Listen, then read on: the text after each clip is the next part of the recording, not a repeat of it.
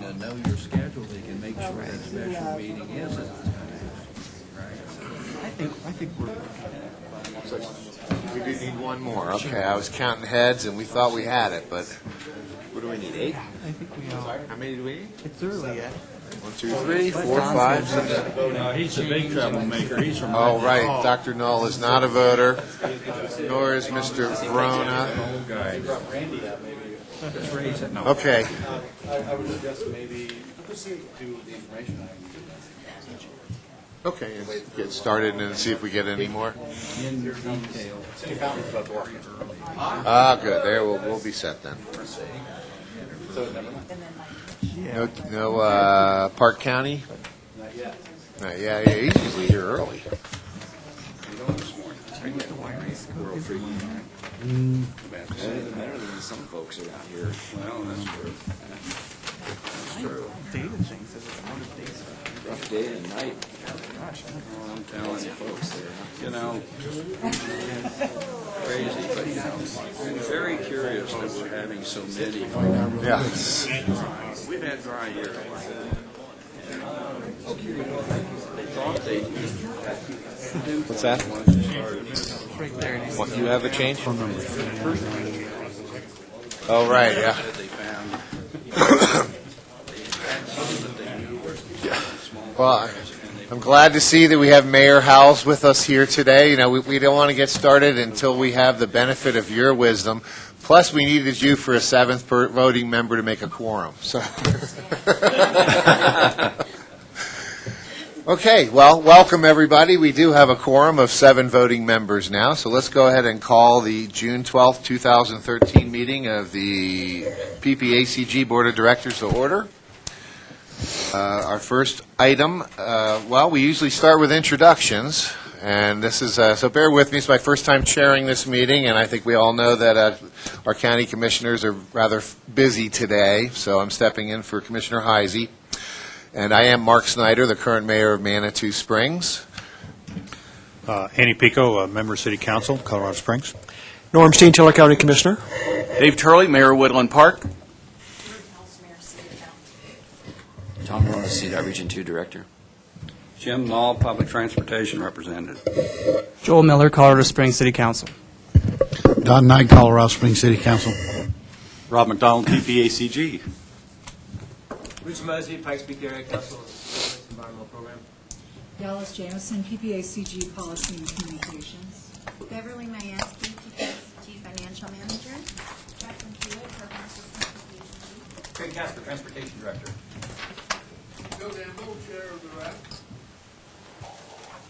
Lisa Streisfeld, CDOT Region 2 Planning and Environmental. Jim Godfrey, Chair of the CAC. Jessica Ebling, Marshall Day, USAFA. Ellen Haase, Teller County citizen and nominee for the CAC. Herman Stockinger, Director of CDOT's Office of Policy and Government Relations. Aaron Greco, CDOT Office of Policy and Government Relations. Victoria Chavez, El Paso County. Wendy Pettit, CDOT Region 2 Planning. Michael Snow, CDOT Transportation Development. Brent Kennedy, Coalition for the Upper South Platte. I'm John Dunker, Colorado Springs citizen. Maureen Toll, Manitou Springs City Council. Pat Ellis, Silver Key. Doug Wallace, CDOT Engineering. Tim Roberts, Colorado Springs Traffic Engineering. Oh, well, thank you. Welcome, everyone. Our next item will be approval of the agenda. Does anybody have any additions or corrections to today's agenda? I think we would propose pulling item 7F, even though it's an information item. It deals with your bylaws, and without El Paso County here and a few others, we'd rather save that discussion for next month. Sounds good. Do we usually vote on the agenda? Yep. So, Second. any discussion? Then let's vote. All those in favor, please say aye. Aye. Any opposed? Great. That passes unanimously with that one change. Thank you, Rob. Moving on to item 4, the consent items. We generally take these items in one motion unless... Did you want to oh, I think Thank you. Yes, I'm sorry. Public comment. Is anybody wishing to speak to the board today about something that's not on today's agenda? Well, seeing and hearing no one, now we can move on to the consent items, which are generally taken in one motion unless somebody wishes to pull one for particular consideration. Does anybody wish to do that today? If not, then the chair would entertain a motion concerning the consent calendar. Move to approve? Any discussion? All those in favor, please say aye. Aye. Any opposed? That also passes unanimously. Thank you. Item 5, committee reports, and we'll start with the Transportation Advisory Committee report. The TAC. The report will stand as written. The committee chair is actually no longer our committee chair.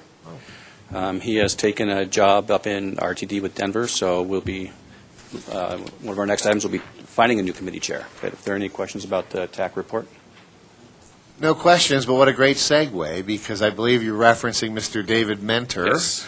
who unfortunately has moved on up north. Was a great asset to this community and specifically to Mountain Metro Transit. We do have a certificate of appreciation for Mr. Mentor, which I'm sure we'll be able to get into his hands.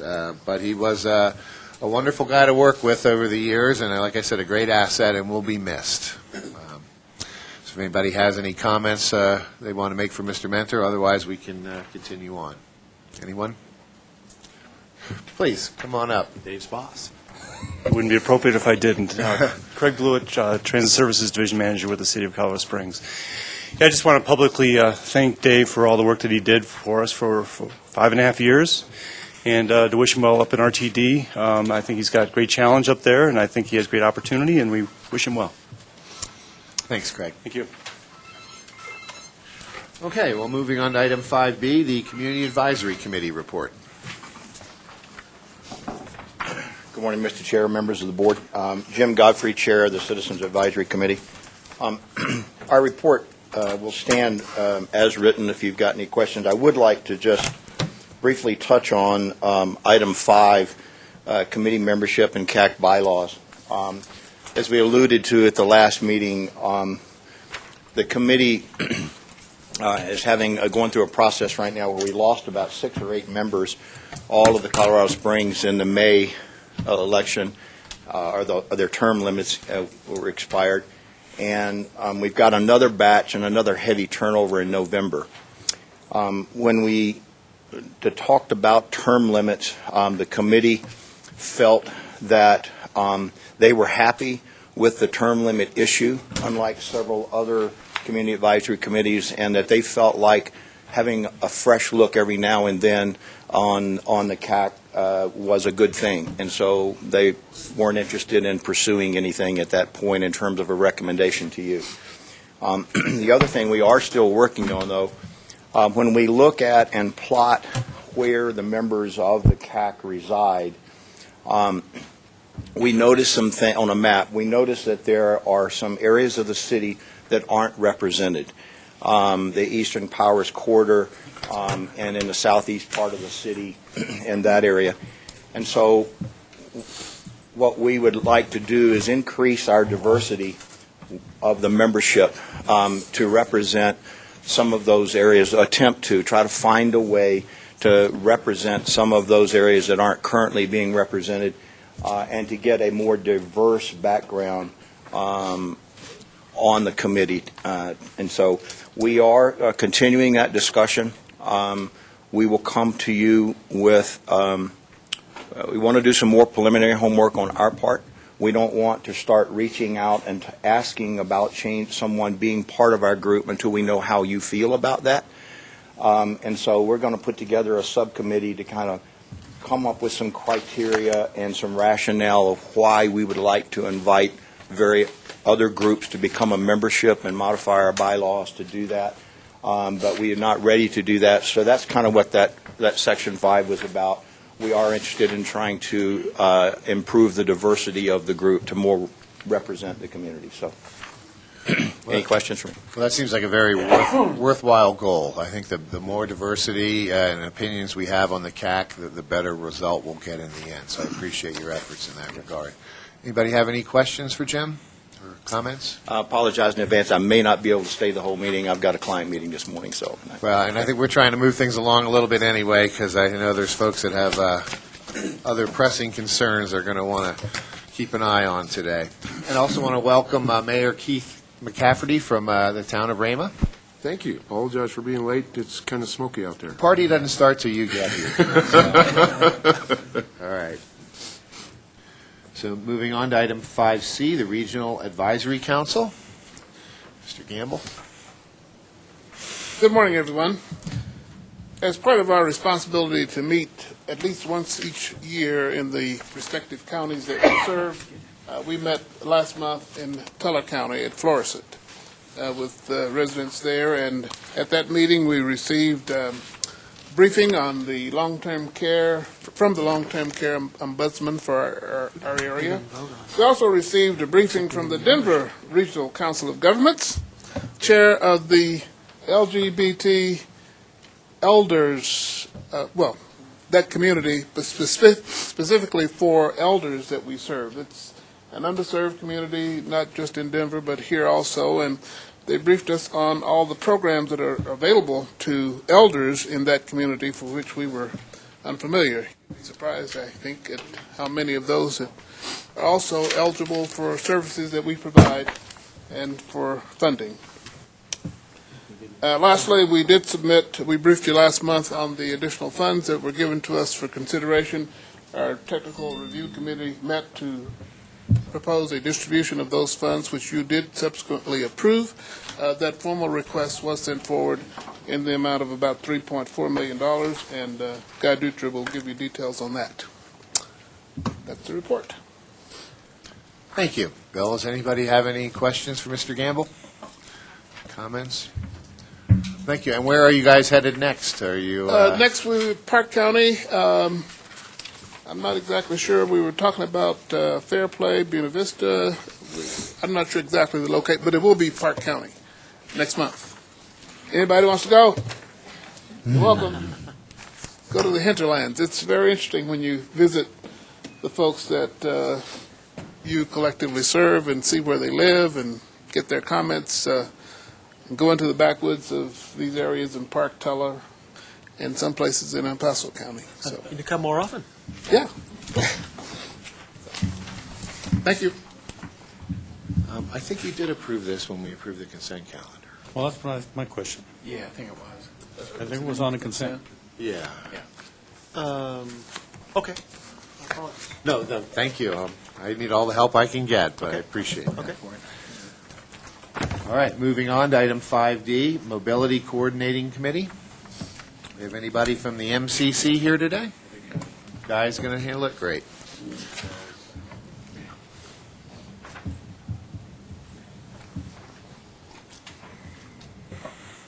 Good morning. Guy Dutra-Silvera, Director of the Area Agency on Aging and a CEO's member. Since Gail is not here this morning, I thought I would just highlight a couple things that are already in your packet. First of all, the RFP is being released by the city, which will be required for city and PPRTA funding. I draw your attention to the last sentence. The eligibility will be limited to not-for-profit organizations in 2014. That process went to CCOST. The city took CCOST's recommendations very seriously. And then they took it back again after adding a couple of criteria, and we've had good discussions, and I think that process is going very well. And then just an update on the VTCLI and FASTER grants. FASTER, as I'm sure most of you know, is road and bridge money from the state of Colorado. Is it? Yeah, CDOT. And we had a grant basically to do joint call and dispatch software. Silver Key has released the RFP for that software, and the application should due in June 26th. We hope to have something up and running in October and November, so we're underway. Any questions? Any questions for Guy? Thank you. Thank you. Okay, we can move on then to item 5E, the Arkansas Fountain Coalition Urban River Evaluation. It's quite the acronym. Yes. Most AFCURE members, along with PPACG staff, have been in Alamosa for the past 2 days as part of the Arkansas River Basin Water Quality Standards and Regulations hearing. So we've been testifying there in Alamosa as part of that hearing. I will be updating the board on kind of what the Water Quality Control Commission decided at the next board meeting and what impacts it will have to our region. Second is, at the AFCURE meeting, El Paso County staff was here, Mark Gebhardt and Cole Emmons, to go ahead and provide an overview of the El Paso County 1041 regulations with regards to water and wastewater, and to go ahead and get some comments from AFCURE members with regards to some of the language in those regulations. With that, the report stands as written. If there's any questions or comments. Anybody have any questions for Rich? Apparently not. Thank you. Thank you very much. Well, that concludes our committee reports, so we can move on to Section 6, action items. And 6A is fiscal year 2013 through fiscal year 2018 Transportation Improvement Program, Amendment Number 6. Good morning. Thank you. Brian Vitulli with PPACG's Transportation Program. We're asking for your approval of Amendment 6 to the 2013 to 2018 Transportation Improvement Program. The request came from the City of Colorado Springs to add 12 transit projects into the TIP. They applied for faster funds through the state Colorado Department of Transportation. And as Guy mentioned, faster funds, there's faster transit and highway and bridge funds that are available for entities to apply for. FASTER stands for Funding Advancement for Surface Transportation and Economic Recovery. The 12 projects being added are, 10 of them are being added in 2014 and 2 will be added in 2015. The project list can be seen in Attachment 1. The letter from City of Colorado Springs outlines all the projects. They range from funds for long-range plan studies, operations facility capacity study, vehicle replacement for van pools, for fixed route vehicles, and for metro mobility vehicles. Also, there's some software and hardware upgrades. Attachment 2 shows the TIP amendment as being proposed, adding in the 12 projects. And then Attachment 3 is the resolution of approval. And also a brief for the newer members for the board. The TIP process is the short-range implementation plan of our long-range plan. So it's a 6-year plan that highlights which projects receive funding and for which years. And FASTER, as other funding pots in our TIP, such as Regional Priorities Program and Hazard Elimination and Safety Programs, are pools that are available for entities to apply for.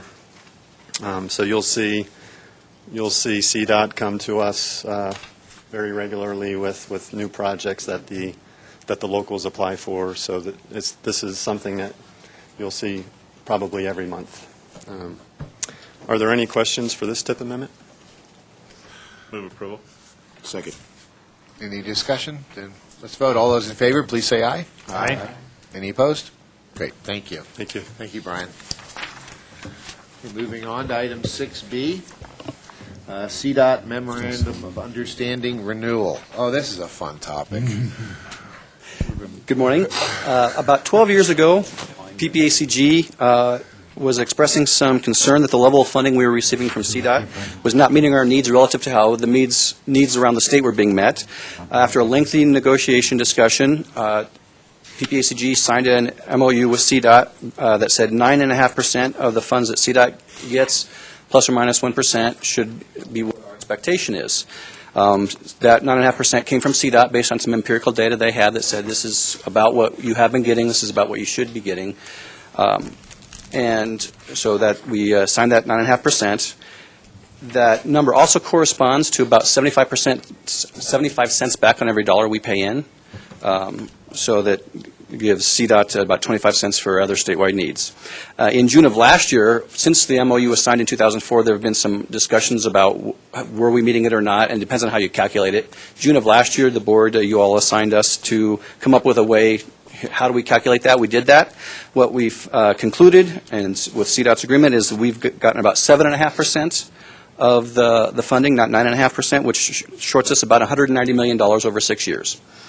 This memo expires at the end of the month, and PPACG staff is curious what would you like to renew it? Would you like to let it expire? What I will tell you that those are the two alternatives that we had in the memo. DRCOG, their memo also expires, and what they came up with is a different alternative, and theirs is to allow the current MOU to expire and to begin a process to renegotiate a new funding agreement, the outcome of which will be determined at a later date. So That'd be the 12th of never? Is yes. That the date they're proposing? So, but yeah, CDOT has made no moves towards renewing it. They've been pretty clear that they think it does not serve their needs. Not surprising, I wouldn't think, given all the discussion back and forth over how binding or how much of a target this MOU should be. So my question would be then, if we vote to extend the period to re-execute the MOU, then I guess it would be incumbent on CDOT then to come back to us with a response on that? Correct. Okay. Please, Dr. Knoll. Just a point for my own information. Why would they ask us to let it expire until that time that there's a new agreement done? It seems to me that that's a strange approach to the situation. Right now there's guidance, and if it takes 6 months to craft a new one, there'll be no guidance for that half a year or ever extended.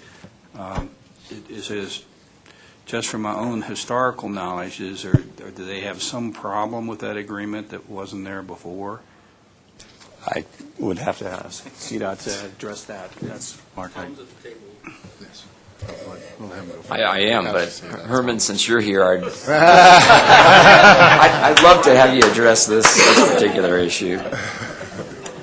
Considering our transportation commissioner is not president. Well, you always got to try. Again, Herman Stockinger, I'm the director of the Office of Policy and Government Relations.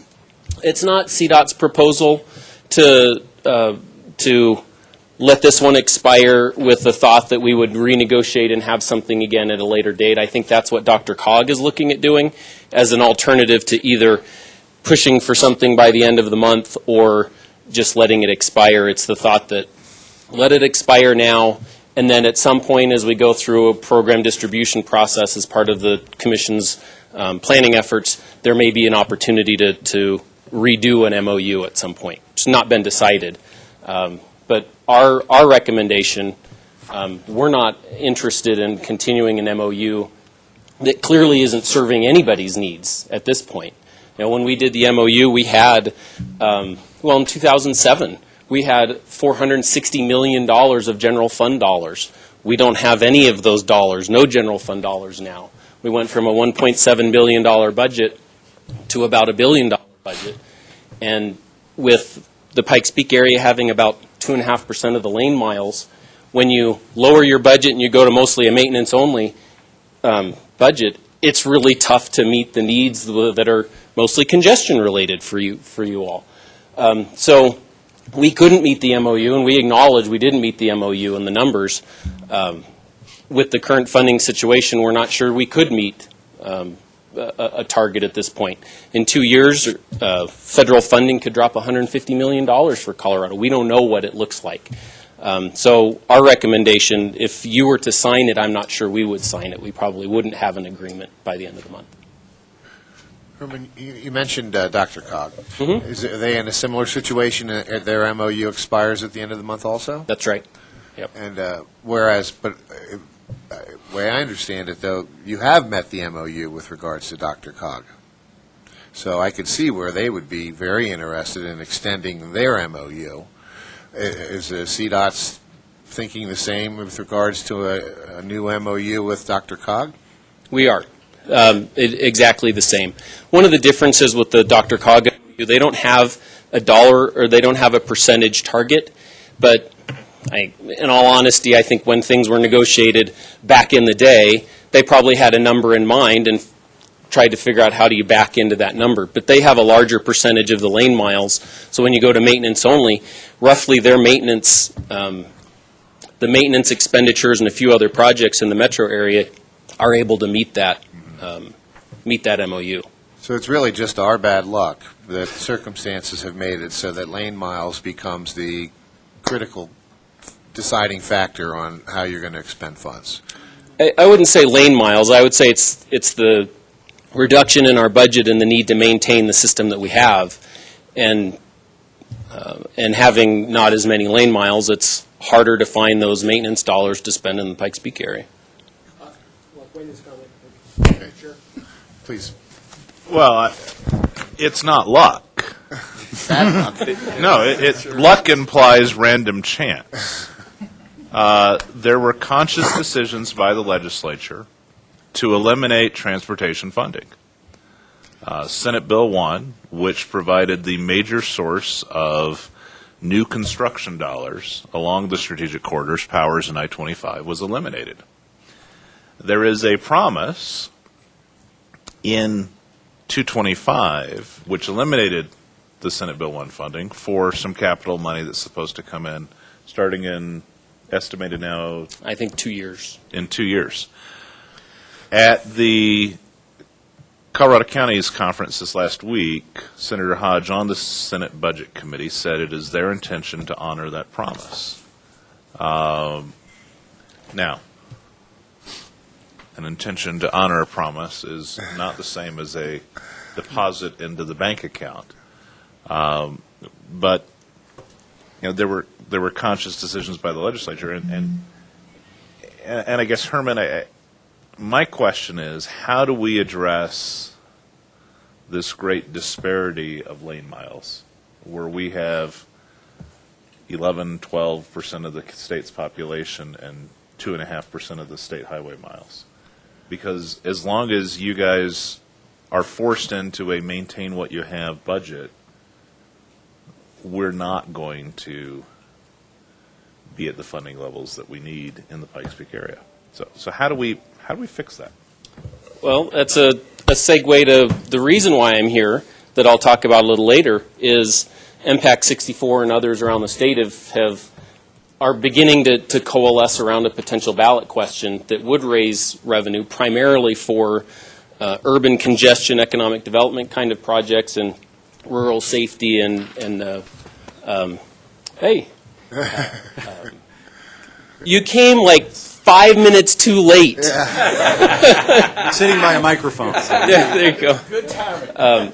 So the expectation is if there is a ballot question in 2014, it's a big if, but if there is, those will primarily be the kinds of projects that you would want to see down here in the Pikes Peak area. Otherwise, I don't have a good answer to your question. Please. Actually, Norm, why don't you? Yeah. Well, the conversation's about lane miles, but isn't it more appropriate to talk about ADT, average daily traffic and road condition?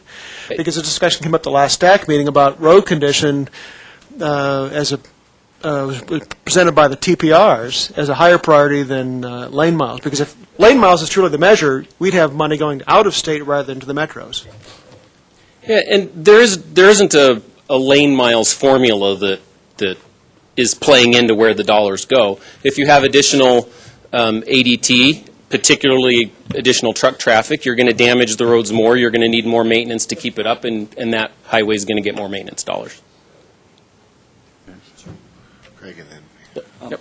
One other thing that could potentially address this is CDOT's largest federal fund of money is called NHPP, National Highway Preservation Program. That's for preserving the national highway system. is a later item. What you'll see there is, because we have so few state highway lane miles, we're actually going to double our national highway system. And that largest federal pool of money is to maintain that system. So CDOT should be then giving some of those NHPP monies to our local governments to maintain that national highway system. So. Welcome, Commissioner Gruen. Thank you. Very, very timely, because we are discussing the MOU and where perhaps we should go from here with regards to that MOU. Rob? Yeah, more background, tagging on to what Wayne was saying. We've been at this quite a bit. The concept behind the MOU way back when in 04, 05, when we negotiated and the board had it, was to contemplate ups and downs of the state and federal funds. Because what the board did at that time said, okay, over 6 years, in all the funding categories, whether it's all maintenance, all safety, all capacity, didn't matter. The residents of all of your local governments pay gas tax, federal and state. It goes into the system. As Craig said, the 9.5% represents about 75% of your population. If you're 12% of the state population, they pay into the system. It's fair to get total out of that system 75%. Give CDOT 25%, they can do the rest of the state, our contribution to the rest of the state. So that was the concept. So when the budget at CDOT goes from $1 billion to $600 million to whatever, that 9.5% was supposed to go up and down with that. The board recognized that there would be bad economic times. So when their budget drops by a couple $100 million or the legislature directs money away, we're still looking for that 75% out of the system all the residents put in. And if CDOT says we have to preserve the system, it's a maintenance, I think the board would say, okay, we expect 9.5% of the money for maintenance. But as Herman said, if we've all traded away lane miles, and our lane miles drops further and further because I'll pick on Powers Boulevard now, State Highway 21. When the City of Colorado Springs traded that out, they traded out they would pick up the maintenance of Academy Boulevard, which had a big cost, in the expectation that CDOT would build a new Powers Boulevard. The dollars were about even. But when the money went away, the new highway build money disappeared. So it looked like City of Colorado Springs may have made a bad deal because now it's a maintenance budget. And so if you have a maintenance budget, you can't spend a couple $100 million on Powers Boulevard extension and interchanges, whatever was contemplated. So back to the MOU, that was the basis to make it very flexible, make sure this board could say, whatever the funding comes in out of federal state, we need to make sure it's reasonable return on the contribution from this area. And now staff-wise, we see with the RAMP program, $1.5 billion coming out.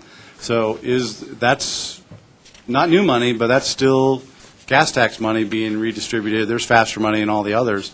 So we as staff want to make sure the board has a say in how much money come back from that input, because all the residents put money in. Should we get 75% back, 9.5% of that total? That's for your discussion. And Herman, when you talk later, if there's $3.5 billion coming over 10 years with the proposed tax increase, well, CDOT's going to ask this board, what's your list of projects for that? Well, our response staff-wise is, well, how much money you got? Because we got $2 billion ready to go on 25 Powers Boulevard, US 24 East and West. So if there's $3.5 billion, what are we talking about? For this region, is it around 10%? Is it 5%? So that's why we think the MOU discussion is valid. Whether you extend the MOU, request to extend, let it expire, we think the issue is this region puts into the system, how much do you want back for your local governments? And that's why we think it's worthy of discussion, and we'll leave it for the board to figure out which way to go. Councilman, did you? For benefit of one of the new guys, what's the impact if we let this thing go, and how then are any funds dispersed in there? I understand that you're going to do maintenance on what you guys picked up.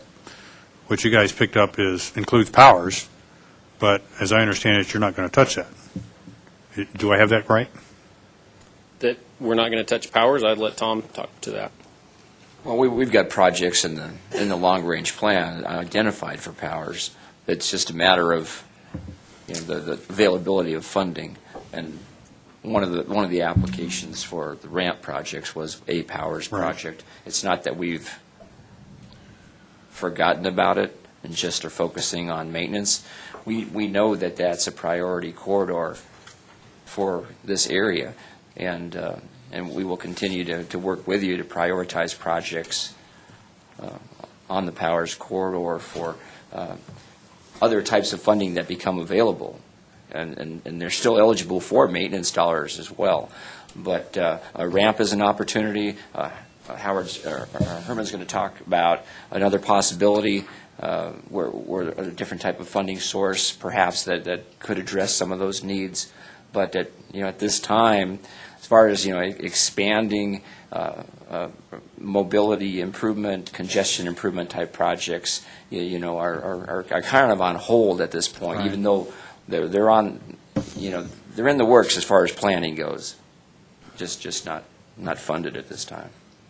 So if I get it right, then the near-term impact of letting the MOU expire is negligible, and what we should probably do is let it expire and work towards a new MOU based upon future conditions, if I get that right. That makes sense? Commissioner? I disagree with you.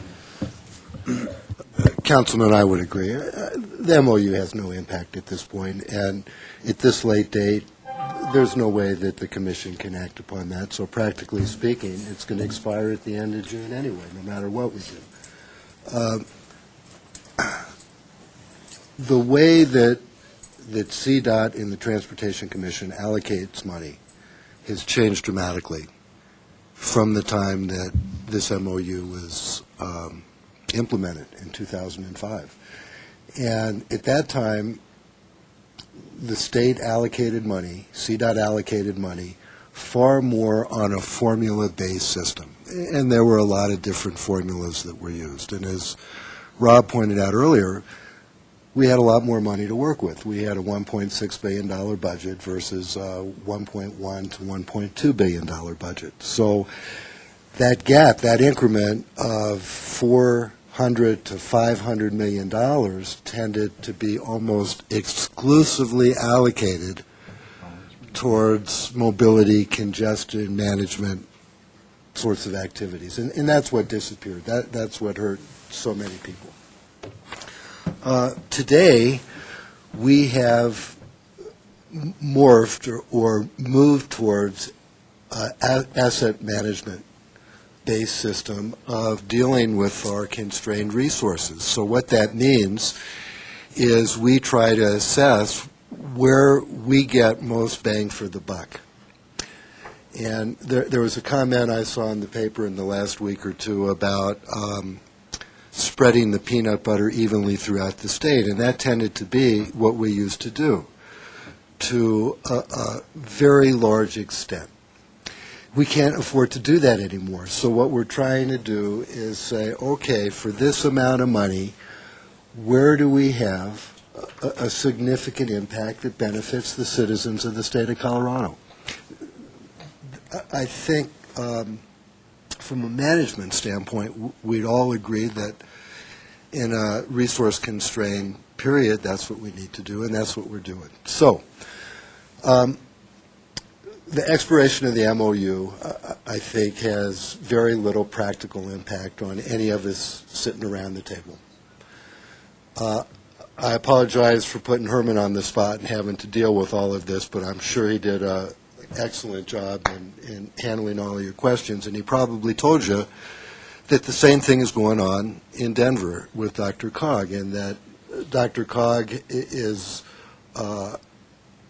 understands exactly what we're going through and is letting the MOU that they have expire. And I think what makes sense is, as we move forward, is to figure out how we get the projects that we need. And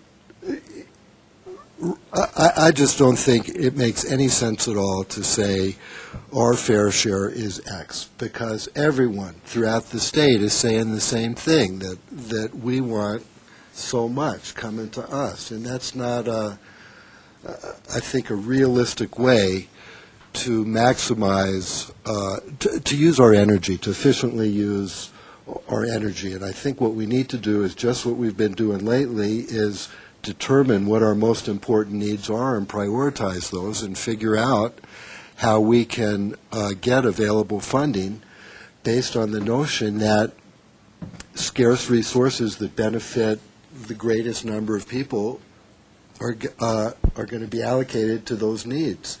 And I think this region will stand up very well on that basis. So those are my comments. Thank you. So basically what we're, oh, I'm sorry. Hey, Commissioner, I got to respectfully disagree. Been in a lot of organizations where there has been a centralized body that's been the majority, but you always have the disadvantaged customer, disadvantaged user, the folks on the outside. And in any organization that has such a population, it's incumbent on them to make sure that those people are indeed serviced and serviced at a reasonable level. So strictly a formula that is the greatest number of served is always going to mean that the central population is always going to have orange barrels and the rest of us are going to have potholes.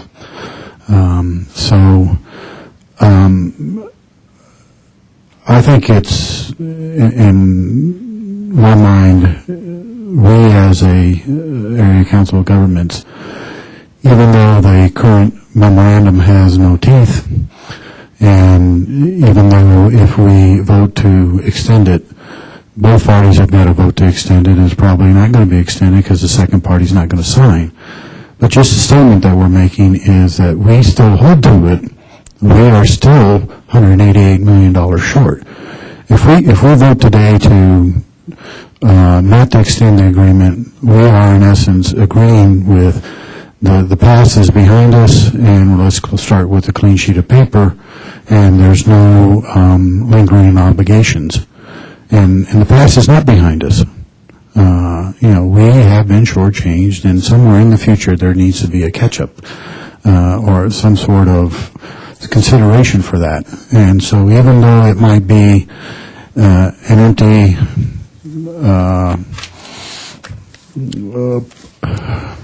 procedure on our part, whatever the right word is, it does make a statement, and therefore I want to go ahead and make a motion that we move to extend the MOU. Second.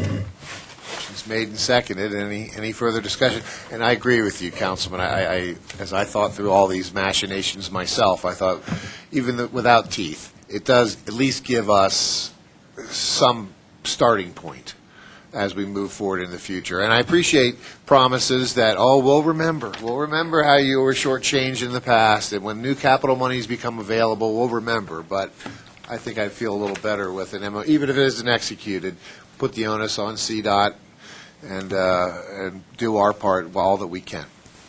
Please. And it could be that I have an inordinate attachment to it since I was part of the team that negotiated the original one. But this is an aspirational document, and it recognizes there will be times when it's not met, and it provides a mechanism the parties discuss that, and that's what's happened. If that goes away, then there is no statement of where the parties begin the discussions of where they are. And I think it serves that purpose. I recognize, and I think all of us recognize, that when CDOT had hundreds of millions of dollars stripped away from it by the legislature, that it became hard to meet when you weren't building anything new in an area that doesn't have much to start with. But if there's nothing there, then where is the basis for the dialogue of what's appropriate? We went up visiting with Tom Norton saying that it should be the area's population or the area's contribution to the gas tax, which is 12%, give or take.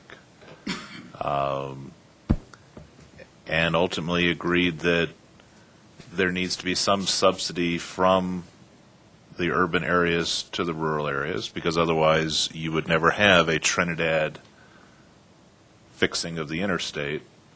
You'd never have a Glenwood Canyon. And so we reached agreement as to what that appropriate level was. The bigger question, and this is, Herman took a stab at it, but couldn't come up with a great answer because there isn't one. But I guess I would ask our commissioner, if we have 2.5% of the lane miles in the state,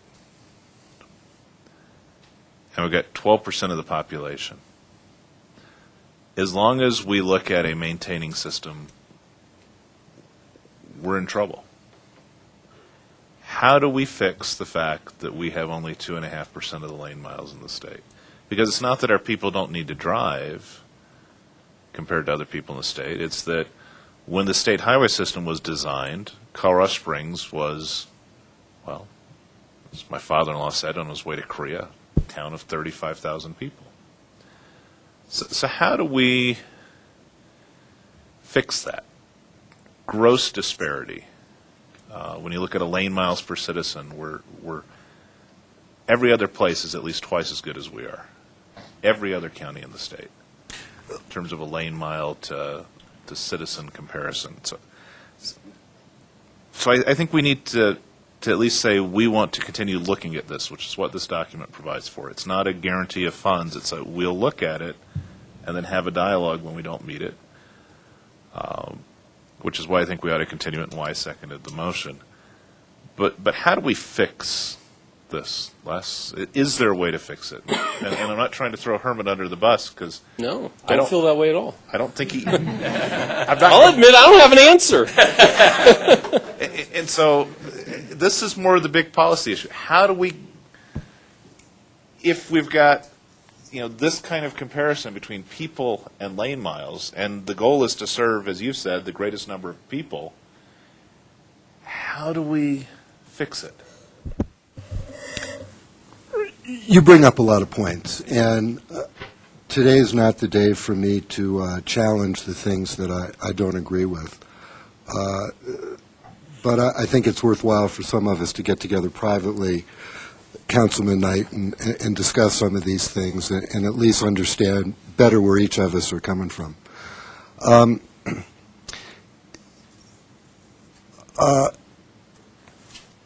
This whole notion of lane miles versus population comes up quite a bit, and it's one of these facts that's true, but the way I look at it is, so what? It's just the way that things developed over time. And the way that we developed in this community politically, both our county commission and our city council has over time decided that it made sense to develop at a low density rather than a high density, which would have been one of the ways that we could have addressed some of those issues. So if let's say development patterns were focused very close to some of those state roads, there'd be less of a transportation impact. So there's the way that we developed in this community politically had a lot to do with some of the issues that we're facing now. And what do? We've been doing some great things. RTA is just one example of our responses community-wide to how we deal with stuff that had been building up for years. We are dealing community-wide with the same challenges that we're dealing with statewide. Is how do we address immense needs, immense infrastructure needs with constrained resources? And we just need to be more efficient. We need to figure out ways to do things better with less, or make the pie bigger. And that's what we're trying to do at CDOT. We've been doing a great job doing that. The RAMP program is just one example of how we're doing things differently. The way our asset management-based allocation of resources is another way. So we have made, on a statewide basis, significant, major changes to try to get more dollars out to all of us that benefit all of us. So that's what we're doing. The notion that we in El Paso County have a far greater number of people per capita relative to state roads is something that just can't change. It's because of what you mentioned, that years ago when state roads were being developed, we had a very small population. And also the fact that the roads that we had were going north and east-west, so that's sort of that issue. But I go back as your commissioner to try to maximize the resources that we're getting in this area and focusing on Cimarron and I-25, number one, every time I get to Denver, every time that we're talking about how we can do things in this particular region, and we have a whole list of other things that we want to do. So to just summarize, what we can do is establish what's important to us, and some sort of prioritized form is so important in getting funding for this region. And we've been doing a great job over the last several years. And what has that meant? Well, I think everyone's driven up to Denver and sees the construction underway right now along I-25. So I hope that assists Herman in answering that question and helps a little bit, Wayne. Please, Councilman. I think I'd like to agree with Councilmember Knight. Whether or not it's endorsed by both parties, it does make a statement from this body that even though the funding structures are uncertain, we talked about a proposed tax increase, which is so uncertain in this state that it would ever be passed anyway. But I think it's important that this body makes a statement of expectation. Whether the state chooses to ignore it and not sign it, at least we have an expectation, as was said, not looking back to the past basically says we're fine with being underfunded by $190 million of, and not that we have a right to it, but just from a common sense perspective, I think as we apply for future projects, keeping those figures in mind, if this was a level of funding that had been agreed to and that we pushed for, this is generally what we feel we've been underfunded. As we apply for those projects on that list of priorities, that's so important. I think it's good to have that as a focal point for this body to have made that statement. So just to be a little bit pragmatic here, let me suggest that we extend this not for 4 years but for 2 years, with the direction to the staff to develop out some of the frameworks for negotiating new terms of an MOU. Would be open to that, Commissioner, Councilman? The 4-year versus the 4-year extension as suggested in our notes here, to a 2-year extension with direction to staff to establish a new framework. Rob, let's let Rob. Yeah, apologize for the typo in your packet. We meant 1 year. It was our staff proposal, but you can certainly go to whatever you want.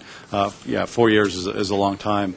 We would also welcome the direction to maybe meet with CDOT staff, or maybe have a joint meeting with the Commission as the original MOU envisioned, to talk about, because when CDOT and PPACG, we all agree that the underfunding of $190 million occurred. That was a trigger in the current MOU to have the Commission and this body meet to talk about it. Well, I think 1 year is reasonable, but the two things are going to change here. One is what Herman's going to talk about in a bit, a proposed 2014 ballot issue. And secondly, MAP 21 expires in September of next year. So federal funding stream will change in September of 14. So that'll change the external formula as well. Maybe we ought to sever those two proposals. One, to vote to extend it for the period of 1 year, correcting the typo that's in there. But the fact of life is the memorandum is not going to get countersigned, and so it will expire at the end of the month. And so if we sever it and we just give staff direction to go, work on a new framework on either the existing or in light that if the existing is not countersigned by both parties, on a new one, And so let's sever the motions, but I think a clean motion that we keep this for 1 year. Well, a couple of comments, Commissioner. It's hard not to feel like we're not being penalized for our success with RTA. And I know that I don't believe that's a prevailing sentiment, but that's kind of the way it feels down here sometimes. That up in Denver, they think, well, you know, they've got their RTA dollars down there, and they'll get things done one way or another. Second of all, as far as devolution, which I know is a big part, it becomes very disincentivizing for us to engage in devolution, because that will just shrink our eligibility for the maintaining what you got dollars there. But I have a question for you: is putting this MOU back before CDOT, do you see any downside to it? You guys aren't going to penalize us for holding your feet to the fire or anything like that? Well, of course not. Okay. You know, Rob talked about the remedies that were provided for in the MOU. Those had been triggered long ago, and they'd never been exercised. So if things had been, if the MOU had been really read and taken seriously, things could have been looked at a lot differently. I always go back to the point that it said if the funding wasn't available, all bets are off. I mean, that was said so clearly that the fact that we go back and we keep talking about IOUs just, I think, we need to look at what that MOU says a little bit more carefully. But there's no penalty for coming forward with a motion. But I agree with Councilman Knight that I just don't see, practically speaking, that the commission is going to do a whole lot with this. I think it makes a whole lot of sense to figure out how we move forward in a mutually acceptable way. There is no one in Denver that I'm aware of that is looking at the RTA and saying these guys have done this and therefore they're not getting that. The only way that the RTA is being looked at is a mechanism that's providing additional funding for sorely needed infrastructure. I think our executive director has called upon various people in this community to speak throughout the state on the benefits of the RTA. So just the contrary. There might be that perception, but let me say something I said earlier in my comments. This community stands very well on its own. We have substantial needs. Every community around the state, and I travel around the state with my fellow commissioners, feels that they're not getting their fair share. They present a variety of substantive needs whenever we visit with them. Our needs are substantive. They have statewide benefits. So all we need to do is stand firm, present our needs. I don't think we need to pound on the table and say we deserve 10%. We need to say that I-25 and Cimarron is important. The rest of the priorities on our list are important, and we've already established why, and when funding is available, I am confident that that funding will flow through. So I don't know if that answered your question. It did, thank you. I will note also, and I'm sure we'll get into this in a little bit, but the MPAC 64, you look at all the sponsoring groups, Metro Mayor's Caucus, Action 22, the Club 20, I didn't see any presence from the Pikes Peak region at all in this effort. And so maybe I'm just not feeling included. But I'm not sure how that all came about without any opportunity for us to weigh in. But nevertheless, we have a motion and a second. Is there any further comments? And hearing that there's really no downside, why don't we? Oh, yeah. Thank you. Councilman, did you have something you wanted to say? Councilman Miller just asked that I recap the motion. So the motion was to extend the MOU by a period of 1 year. Did you want to add language of directing staff on that? Or? I'd like to make that as a separate topic. So Is there any public comment? Anybody in the audience want to speak to this issue? Let's go ahead and vote then. All those in favor, please say aye. Aye. All those opposed? Motion carries unanimously. Please. Then I make a motion that we direct staff to work with CDOT to either continue and develop a new framework. If this is if this goes forward, develop a new framework to bring back to us in 1 year, regardless whether this goes forward or not. Let's just put it that way. Any discussion? Okay, let's call the vote. All those in favor, please say aye. Aye. Any opposed? That also carries unanimously. Thank you. Thank you, Commissioner and Herman. Okay, moving on then to item 6C, Connect for Health Colorado Grant. What's that? Shifting gears A slightly. little bit, yeah. Good morning again. You probably all recall that PPACG made an application with the Colorado Health Benefits Exchange to become an assistance site for to help people with their insurance needs. They've changed their name now. They're now called Connect for Colorado. Our original application was for a little over $1 million. They came back to us and said, we're very interested in working with you. Originally, we had said we want to be a hub, which would help assistance sites, and to be an assistance site. The state said, well, we don't need you to be a hub, but we'd love to have your assistance as an assistance site, and particularly we would like you to focus on El Paso County. We have gone back and made a second proposal at a little over $500,000 that we hope they will accept, and we just want you to know that we are engaged in this process. And okay. At one point, this was an action item. Has this moved again? Nope. Review and approve. Yeah, it's still an action item. Again, the action is to allow staff to proceed with the negotiations for the Connect with Health folks, and we'll bring back a budget action after that negotiation is complete. So moved. I do have one question. It says the exchange must be self-financing in 2015.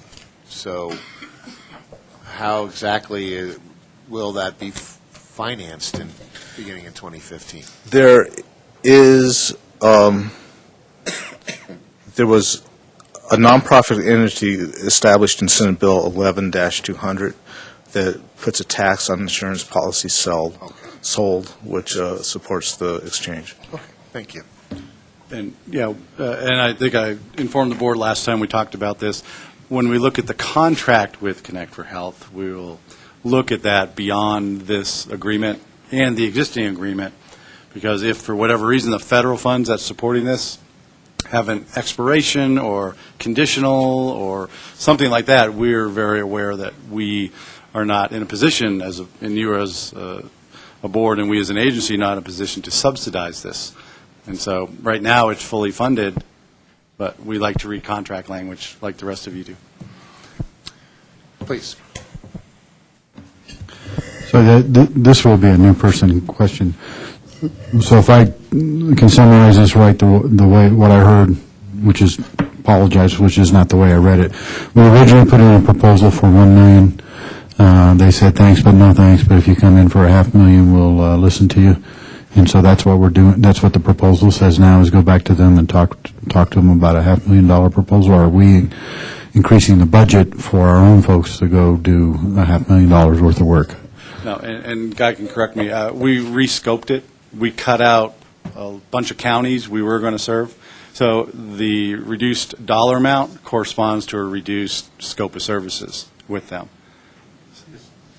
That was our cost and our contract offer. For a larger area, the $1 million. So the $500,000-ish is for a smaller area, primarily El Paso County. Any other questions or comments? Well, we have a motion, so all those in favor, please say aye. Aye. All those opposed? That Councilman Millers voted in the negative there. Okay, then moving on to item 6D, the Pikes Peak Regional Sustainability, Peak Alliance for a Sustainable Future and Looking to Our Future, Pikes Peak Region 2030. Seems like I'm always involved in the projects that have the long names. You do have a long title. Good morning. I will be tag teaming the presentation this morning with John Dunker, who's a chairman of the Peak Alliance for a Sustainable Future. This group is also referred to as Peak Alliance for short. In your packet was a memo which provided an overview of the Pikes Peak Regional Sustainability Plan, which, as Mark noted, is now called Looking to Our Future Pikes Peak Region 2030, or PPR 2030 for short. There were 3 attachments to this memo. Attachment 1 was executive summary to the plan. Attachment 2, Appendix O, key points of the plan, which clarifies the intent of the plan and that this plan is not a mandate. And 3, the resolution from the consensus committee supporting the plan. The consensus committee, and this is included in your memo, was the governing board for the development of the Pikes Peak Region 2030 plan, and was comprised of elected officials, some of them from the PPACG board, and community and business leaders who represented the 10 different issue areas that the plan addressed. Peak Alliance was formed in January 2013 to implement PPR 2030. The development of the actual Pikes Peak Regional 2030 plan was a recommendation that came out of the Fort Carson Growth Plan to ensure the necessary community support to really help Fort Carson achieve their sustainability goals, and now to go ahead and work towards the net zero goals. Peak Alliance was formed to ensure the implementation through community collaboration and outreach, promote regional solutions in a sustainability manner, and work through community partners in a regional fashion to go ahead and find solutions. Peak Alliance, as I mentioned, is actually an outcome of the Fort Carson Growth Plan that began in May 2002 through PPACG.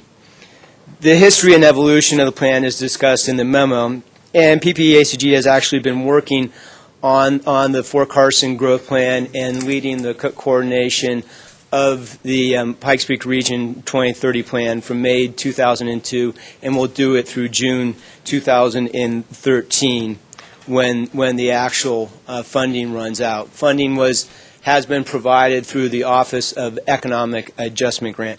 And over the years, there's been updates to the board that have been made on the status of the Regional Sustainability Plan, both separately and through the Fort Carson Military Impact Growth Plan. Although funding will no longer be available through the OEA grant, PPACG feels that it is important to continue the relationship with the Peak Alliance, and this is why this is a action item, not through monetary contributions. Again, Peak Alliance is not asking for monetary contributions, but through the continued implementation of strategies, and this is all contained in the recommendations section of the memo, through public outreach and education, updates to PPACG's committees on strategies, and through a statement of commitment and a letter of support. All of these are actions that PPACG has supported in the past, included the statement of commitment letter, which was signed by over 100 different organizations, which actually establish the development of the PPR 2030 plan. These are all commitments, as I made, that can be made without the funding that was provided through the OEA grant.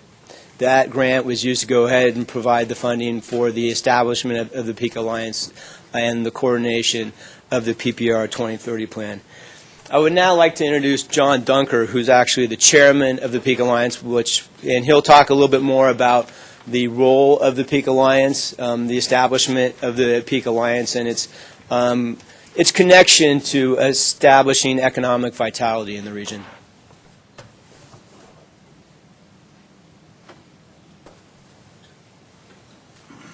Good morning. And I appreciate the opportunity to address you today. And I want to start off just saying thank you to each of you individually and as an organization, because without your support, this plan and the Peak Alliance wouldn't exist today. So thank you. I'm really going to try to be brief in respect of everything that's going on in our community today regarding the fires. I've got a few amusing anecdotes that I'm going to leave out, but we can bring them up later some other time. I have 5 points I want to briefly address. One is the ask, which Rich has already started on. I'm going to talk real briefly about my background and how we relate to sustainability in our area. Number 3, I'm going to address the Peak Alliance, where we are today, and what our brief accomplishments have been. And then I'm going to talk about 4 questions that normally come up when we talk about the Peak Alliance and where we're going to go for the future.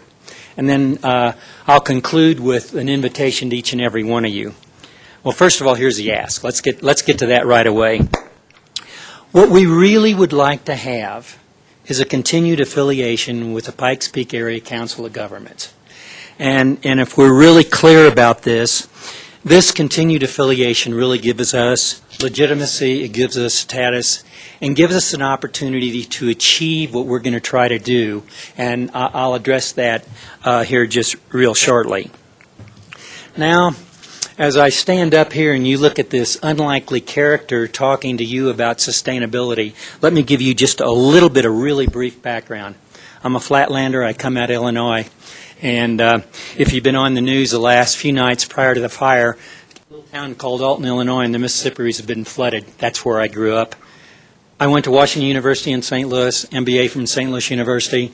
I actually started my PhD in economics, and the reason I bring that up is sustainability and economics are directly related, and we're going to reinforce that as we go through this.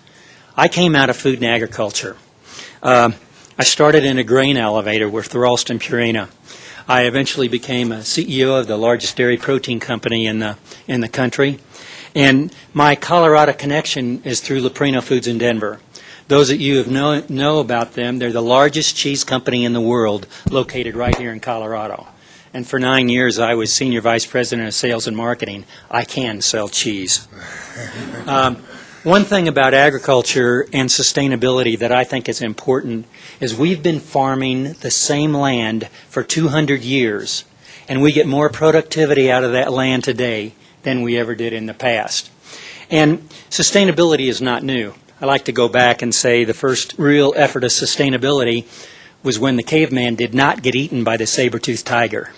Well, we've been going through this, and in business, which I come out of the business side of agriculture, we've been really practicing sustainability for many years. So that just kind of gives you a real brief update of where I came from. I've been in this community now for about 4 years. I'm the volunteer coordinator with the Business Alliance that works with the 9 industry teams. The Business Alliance, I believe, is important in this. I'm also on the board of the Homefront Cares. We're the largest local charity that supports the families and our recent veterans for emergency financial assistance. And I'm on the American Diabetes board. I do a lot of guest lecturing in the area, UCCS, CTU, Pikes Peak Economics Club, on sustainability driven by economics. So that's kind of a connection that I'm going to try and make. I define sustainability in 2 one-word sentences. One is forever. And if we think back for our family, our community, prosperity, and put that in the context of forever, that's how we see sustainability. From a business side, I look at sustainability as productivity. Anytime we reduce the factors of production, raw materials, energy, water, packaging, waste, we contribute to the bottom line of our business, and at the same time, we're supporting the economic development of our region and also part of sustainability.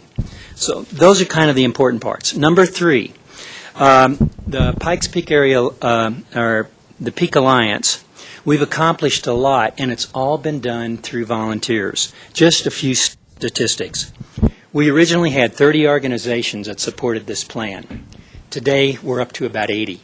We had 140 volunteers work on the 10 committees and the consensus committee to put this plan together. It's 124 pages long. There's 219 pages of supporting documents. And I will stand back and say that, quantity does not ensure quality. But certainly it shows the commitment of the many volunteers that were a part of this. We've got 2 videos on our website. We have a website, and if you haven't seen them, I suggest you go to it. And we have a business plan to continue. So, trying to keep this brief, I'm going to talk about 4 short questions that relate to where we're going, where we see ourselves being. First of all, what are we? As I mentioned, we are a grassroots organization of volunteers seeking to implement the plan. Number 2, what are we not? We are not an environmental organization. We are not seeking mandates, regulations, laws, or new taxes, clearly. What's our purpose? I am going to read this. The purpose of the Peak Alliance is to draw together the efforts of the citizens, organizations, businesses, and communities of the Pikes Peak region to grow, prosper, and become healthier, and maintain a sustainable region for many generations. That's really what we're about. Quality of life, it fits our goals, and we're going to work with QLI to monitor this. And finally, where do we fit? And this is really part of the ask and allow you to put into perspective where we want to go with this. We would like to be the go-to organization in the region for young professionals, businesses, local governments, and on any questions regarding sustainability or coordination in our area. I work with the Business Alliance, and I am not here as a representative of the Business Alliance, but I want to read 2 short paragraphs from a letter we got from Joe Razzo, the CEO of the Business Alliance. And the purpose and mission of the Business Alliance is to support and grow our current business community and attract other companies to our region that match our cultural and business objectives. This region has many great assets attracting companies and young professionals. Our mission is to attract those types of companies that bring value to our community and that are compatible with our lifestyles and values. We believe that the sustainability plan for our region is consistent with the roles of the Business Alliance. Sustainability, when practiced sensibly, is an attractive feature to our community. We can grow our economy and be responsible citizens for the environment. We support your position that this can be done without mandates, regulations, laws, or new taxes. Joe Rozzo. And from that really concludes it, but I would like to say, again, thank you, and I'd like to invite you, each and every one of you, to our Peak Alliance launch on the 19th of June at the Gold Hill Mesa Community Center to meet our teams and see what we're more about. And second of all, I'd like to invite all of you to join in. We have various committees, and become more comfortable that our goals are in alignment with yours. And in closing, I would just say that I give talks on sustainability all the time, and if any of you have any specific questions how this relates to economic development, I would relish the opportunity to talk to you or any group that you think might be interested. Thank you very much for your attention, and we hope to work together on this and make Colorado Springs and our whole region even better for all of us. Thank you. Thank you. Please.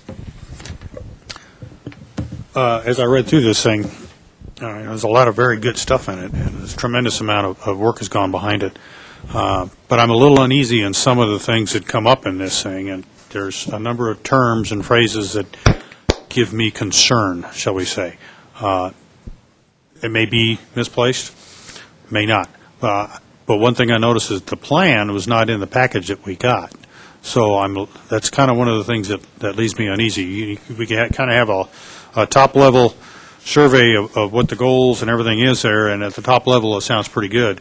But I've seen some of the same phrases used in other forums where that was used to mean something else entirely.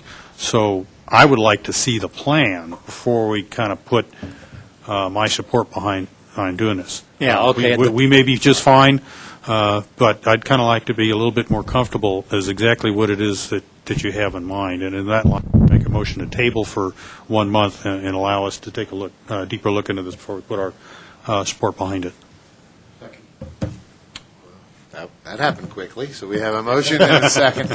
I will follow up on that because I do have a history. I was on the consensus committee. In fact, I believe Manitou Springs has made a financial contribution. That's right.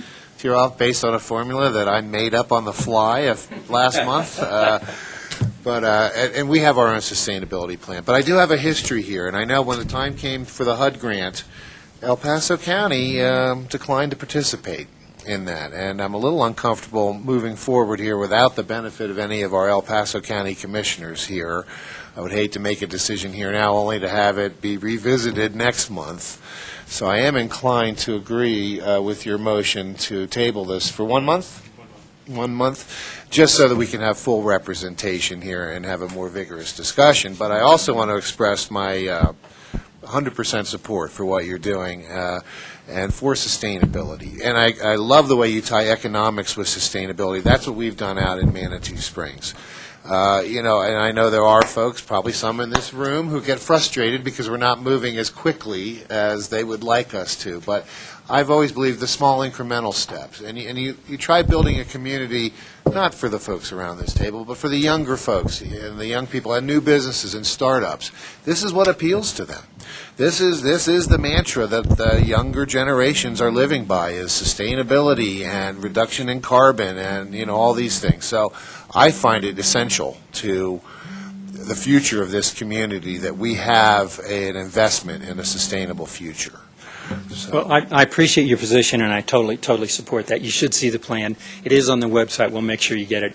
I am an old conservative, and I really believe what we said in this summary is where we are, and there's other people in here do it. For some reason, they elected this old guy to be the chairman, so I stand for that, and I'm willing to talk to you at any time and at any forum on that. Thank you. If you have any other questions, holler.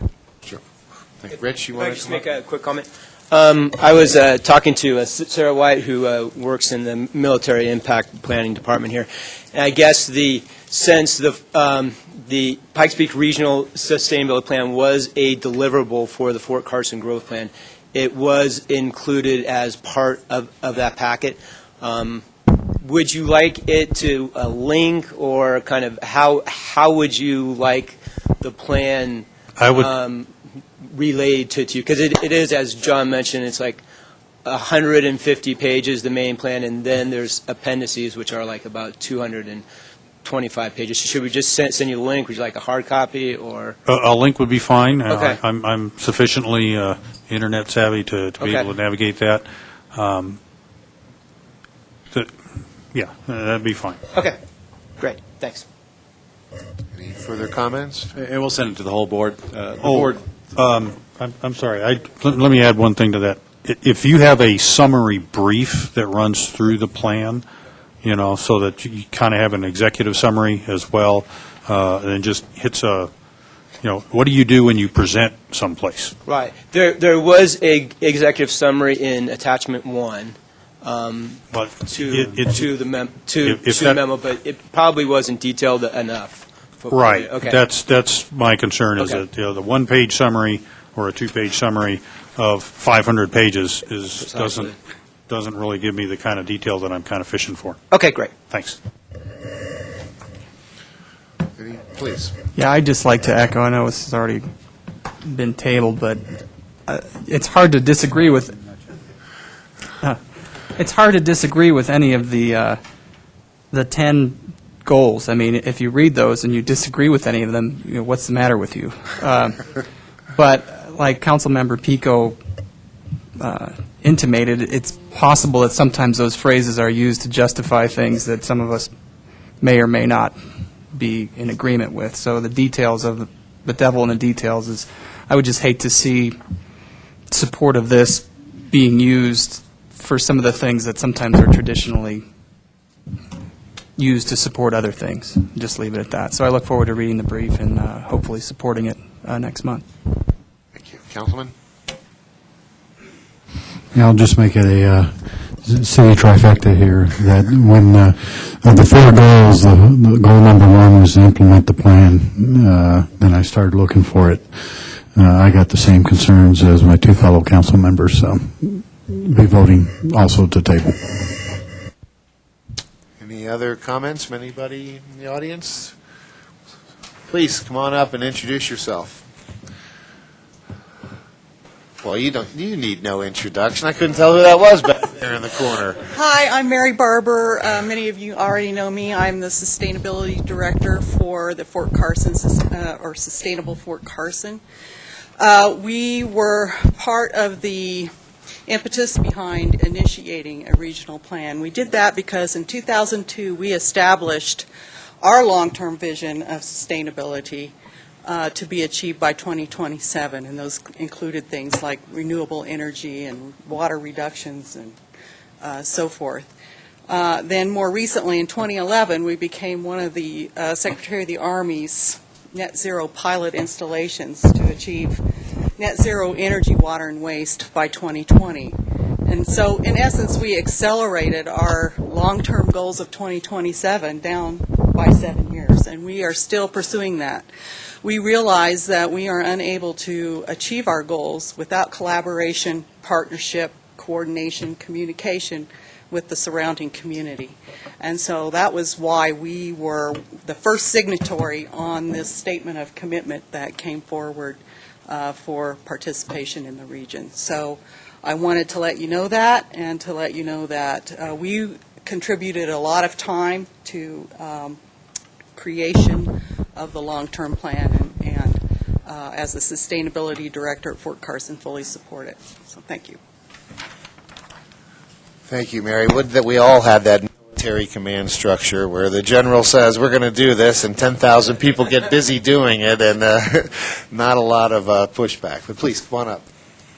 Some of us are familiar with that process. Hi, thank you. My name is Linda Kogan, and I work at the University of Colorado in Colorado Springs. I direct their sustainability program, and I wanted to thank you again for looking at this issue and for potentially giving it some support. I just want to let you know that we've also been involved since the very beginning of this process, and we're one of the original signatories to this process. We had several different folks from the university working on the plan and in the different groups, and are still engaged. We, like Fort Carson, are very dependent on the community in terms of moving forward with some of the goals that we have regarding sustainability. So when you talk about things like transportation or energy or building or waste and resource usage, all of those things are things that the university cannot do in isolation by itself. It's something that we need the community to really work on together. I think the fires today are sort of a reminder of that, of how important sustainability is in terms of resiliency, in terms of adaptability. And, everything that comes out from the university right now is that while you could never pin a single fire on climate change and the things that are happening, it's part of a larger system, and so something that we still need to be engaged in and really thinking about. So I encourage bringing this back up in a month and giving you some time to look at it and see what it's about, and know that there are lots of community partners. I also tend to work with a lot of the 20-somethings from the university who are coming out now and bright and wanting to stay in the community, and I think this is an area that we can, they are looking forward to being engaged in and are looking for a place to be able to do that. So I think that's also another opportunity that we really have here in the community. So I thank you. Thank you. Any other speakers? Please, Councilman. Yeah, I'd just like to address the citizen comment and write on Councilmember Miller's words that, how can you be against renewable energy? But, with inside Colorado Springs Utilities, who outside of Fort Carson, I mean, it's going to fall onto us. We already have a renewable energy goal of 20%, which is 10% higher than what the state mandate is. I don't know what's in the plan. It doesn't say what's here is in the plan. Are you asking for 25%, 30%? And then who's going to provide that? Is it going to be Colorado Springs Utilities that's got to turn around and do that? And as we have found out as council members of 3 of the freshman 6, and Councilmember Pico, or Board Member Pico pointed out in one of the utility meetings, there are lots of ways to achieve that renewable goal. There's not one solution, but we were being presented with one solution that was not the most economical. And so that's my other concern of wanting to look at the plan is, are you saying, does the plan, could very well say, and I'm not saying it does, we got to have 30%, 20% of which is ABC type of power. So that's why we just want to go that extra mile. Just a point of, I guess, for policy clarification, you're not being asked to approve the plan. So it sounds like for our freshman 3 city council members, this plan was adopted by the Peak Alliance almost 2 years ago. And so what the request of the board from a policy standpoint, in your work program, which is our scope of services for you all this year, we have components of our programs in environmental program, transportation, our senior program, call it livability, not sustainability, and our military impact planning program with Fort Carson, as Mary talked about. We do pieces of sustainability as part of our work program all the time.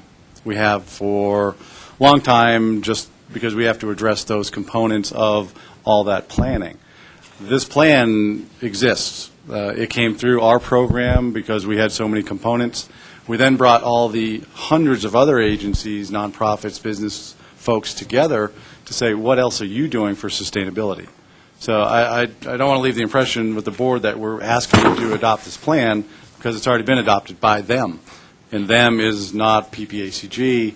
We have been part of that, and we had board members that signed off on their plan, and I think you have their resolution in the back of your packet. So I want to make sure you're not going to be asked to approve the plan next month. The ask is continue the existing PPACG programs that provide analysis into the sustainability efforts that the Peak Alliance is doing. That's already in your budget this year. When we do our budget in the fall, we'll ask you that level of involvement for these types of things before. So when I hear you talk about, how are we going to address this goal, well, the Peak Alliance is trying to figure out how to address the goal, not the PPACG board. I hope that helps. Please. Oh, I absolutely understand that, and I understand that we're not putting resources behind it, or we're not approving the plan, or any of that stuff. But what you are asking us to do is endorse the plan, and there are certain things that I've seen in various things that give me very great concern. I don't know if it's in this plan or not, but there are certain things that have fallen under the general terminology of sustainability I would never support. I would stand in opposition.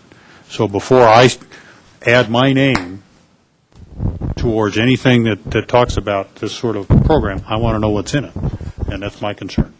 Sure. And we'll get a copy to you. Councilwoman Toll, welcome. Thank you, Mr. Mayor. It's nice to see the members from Colorado Springs City Council. I don't think we've met. I am Mark's alternate to this board. And I just want to say that this plan is not a dictation. It's a work in progress. And what we're really hoping for here is a collaboration. We're not trying to tell anybody what they should do, any organization, group, industry in our region. What we're trying to do is to get them thinking about sustainability and perhaps make a commitment through their own planning of what they could integrate into their own processes.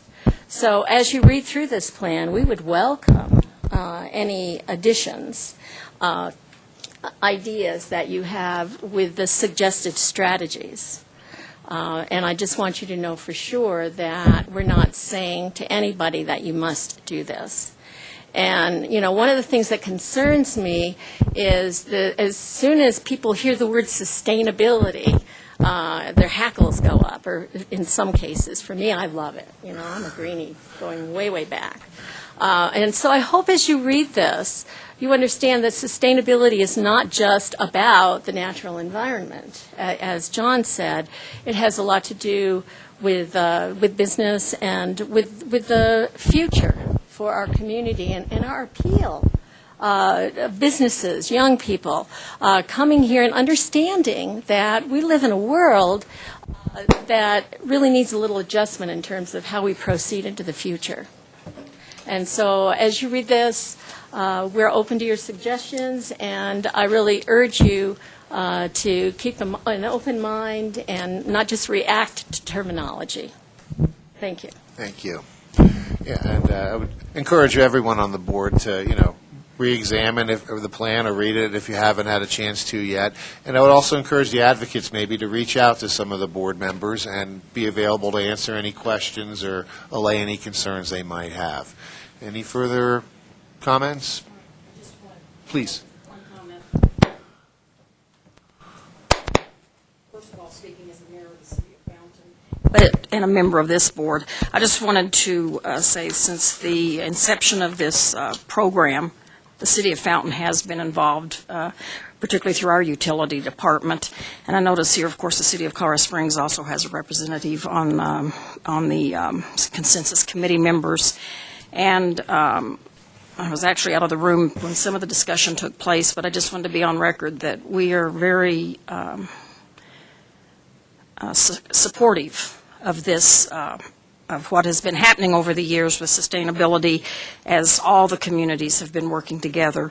And I would also be very supportive, certainly giving our fellow members a chance to maybe delve into it deeper for the next month, hoping that they'll also feel what a positive impact I think this has had over all of us that are involved.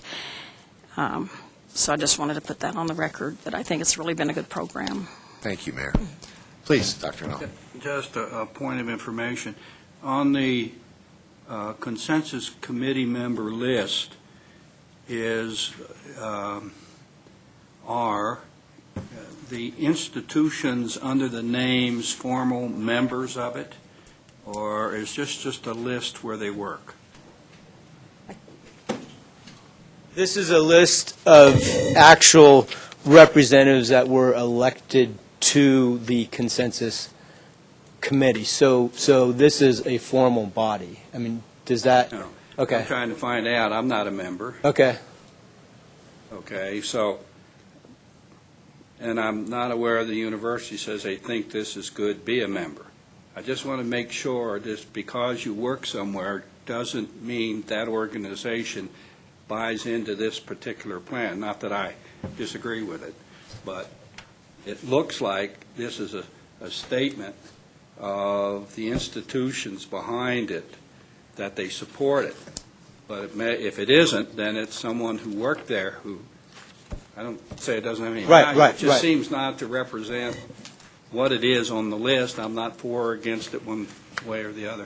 And I don't know if this helps answer the question. I mean, we have not taken this plan to each and every one of these groups for adoption. That answers it. Okay. Yeah. Well, if I could just maybe... I don't mean to even cast any kind of dispersion on the group. I'm just, so when Sure. I go back to campus, I don't walk in and say something, say, Sure. we're on. No.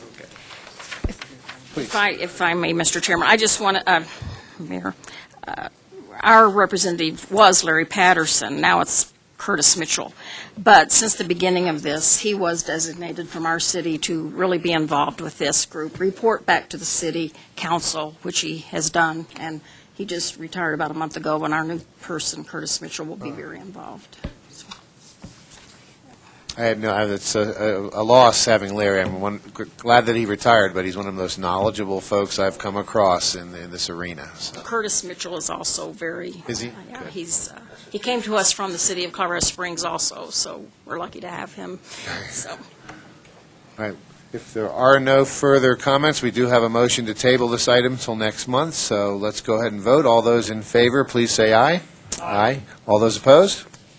That carries. All right, I think at this point, having concluded the action items, we'll take a short break. I sincerely apologize. I have a medical appointment with a family member, and I'm going to have to take off here. But I'm glad to say that our second vice chair, Mr. Pico, is fully capable and ready to bring us home on the information item. So let's take a short break and reconvene in 10 minutes. I'm going to have to leave at 11. so I don't know what that's going to do with a quorum. There won't be any voting. Are you sure? You only need a quorum to start the meeting. After that, you're fine. But thank you, Mayor. All I right, yeah. appreciate that. Everybody So a needs to short bail out. 10-minute break, and then let Mr. Pico bring you back. Thank you.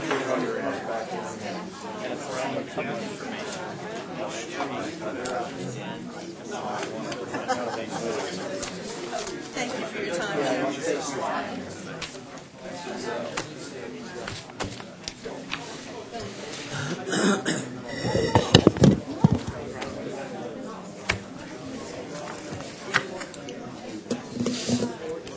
Oh, everybody went back for the. You got the gavel.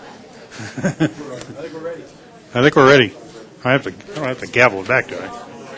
It said they think we're ready on my blue. Let's go ahead and go back into session. On to information items, item 7A. Good morning still. As foreshadowed during the MOU discussion, Colorado has and has had a transportation funding issue. I think the last three governors have had their own efforts on how to fix that. Clerk and Recorder Williams participated in the Blue Ribbon panel for our area. I believe he also participated in Governor Hickenlooper's Colorado TBD. So we've been involved in this.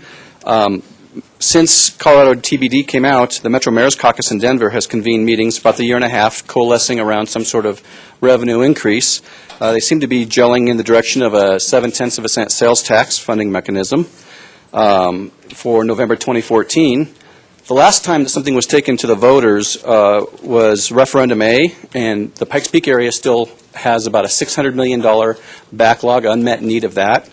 So one of the questions we have as staff is, will this Impact 64 initiative complete that commitment to voters from the Referendum A? As far as identifying projects, we have identified, using in our long-range plan, the set of projects that best meet our goals. We would suggest to you that just advance the projects we had in 2025, advance to 2015, advance projects in 2030, advance to 2018, or whatever fits that.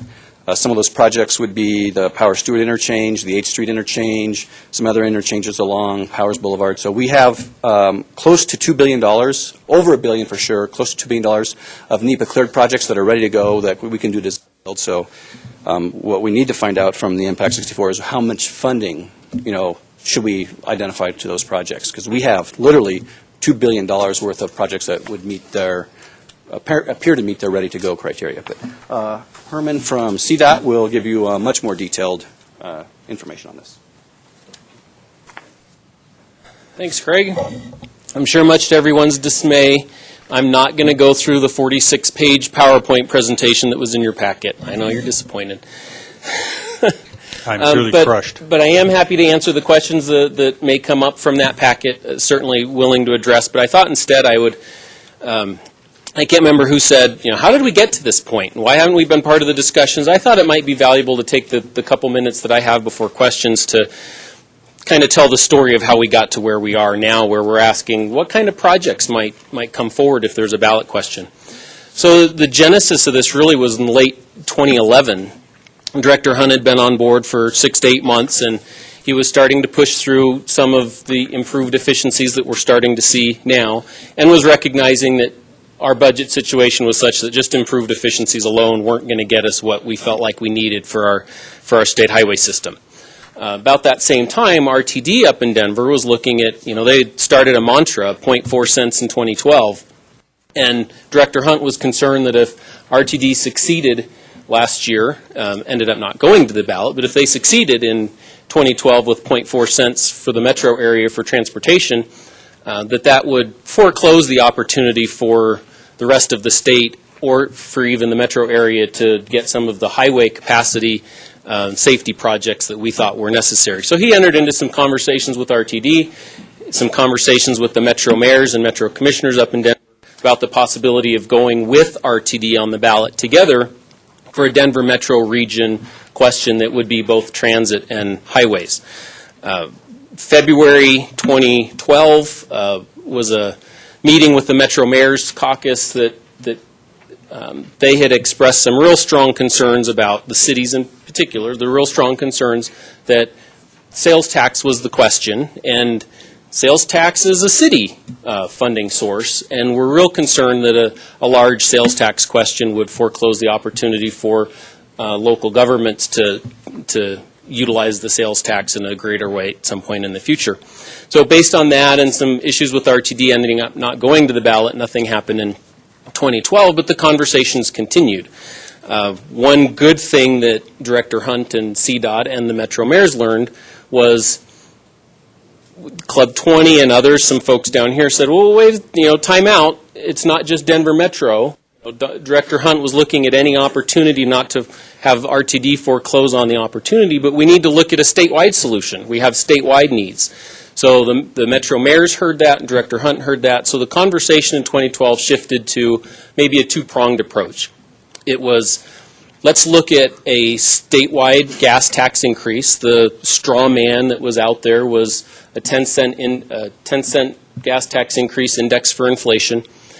Let's do that first, solve the statewide problem to the degree we could first, but there's no reasonable gas tax increase that we could pass that would also address the congestion problems that we have in urban areas. So a second vote at some point in the future would be a metro transportation district in the metro area that would be a sales tax increase to address highways and transit and completion of fast tracks and those kinds of things. Talks continued based on the TBD stuff that Craig talked about. We kind of came up with 4 areas of need. We need to maintain our system. We need to address mobility, congestion, some economic development kind of projects. Primarily in rural areas, we have safety needs related to shoulders and passing lanes, rural safety and reliability, we called it. And we've started to look at the possibility of interregional transit, something that the state could take a look at, a FREX-type service along the Front Range, maybe along I-70. That those 4 things kind of form the basis of the conversation.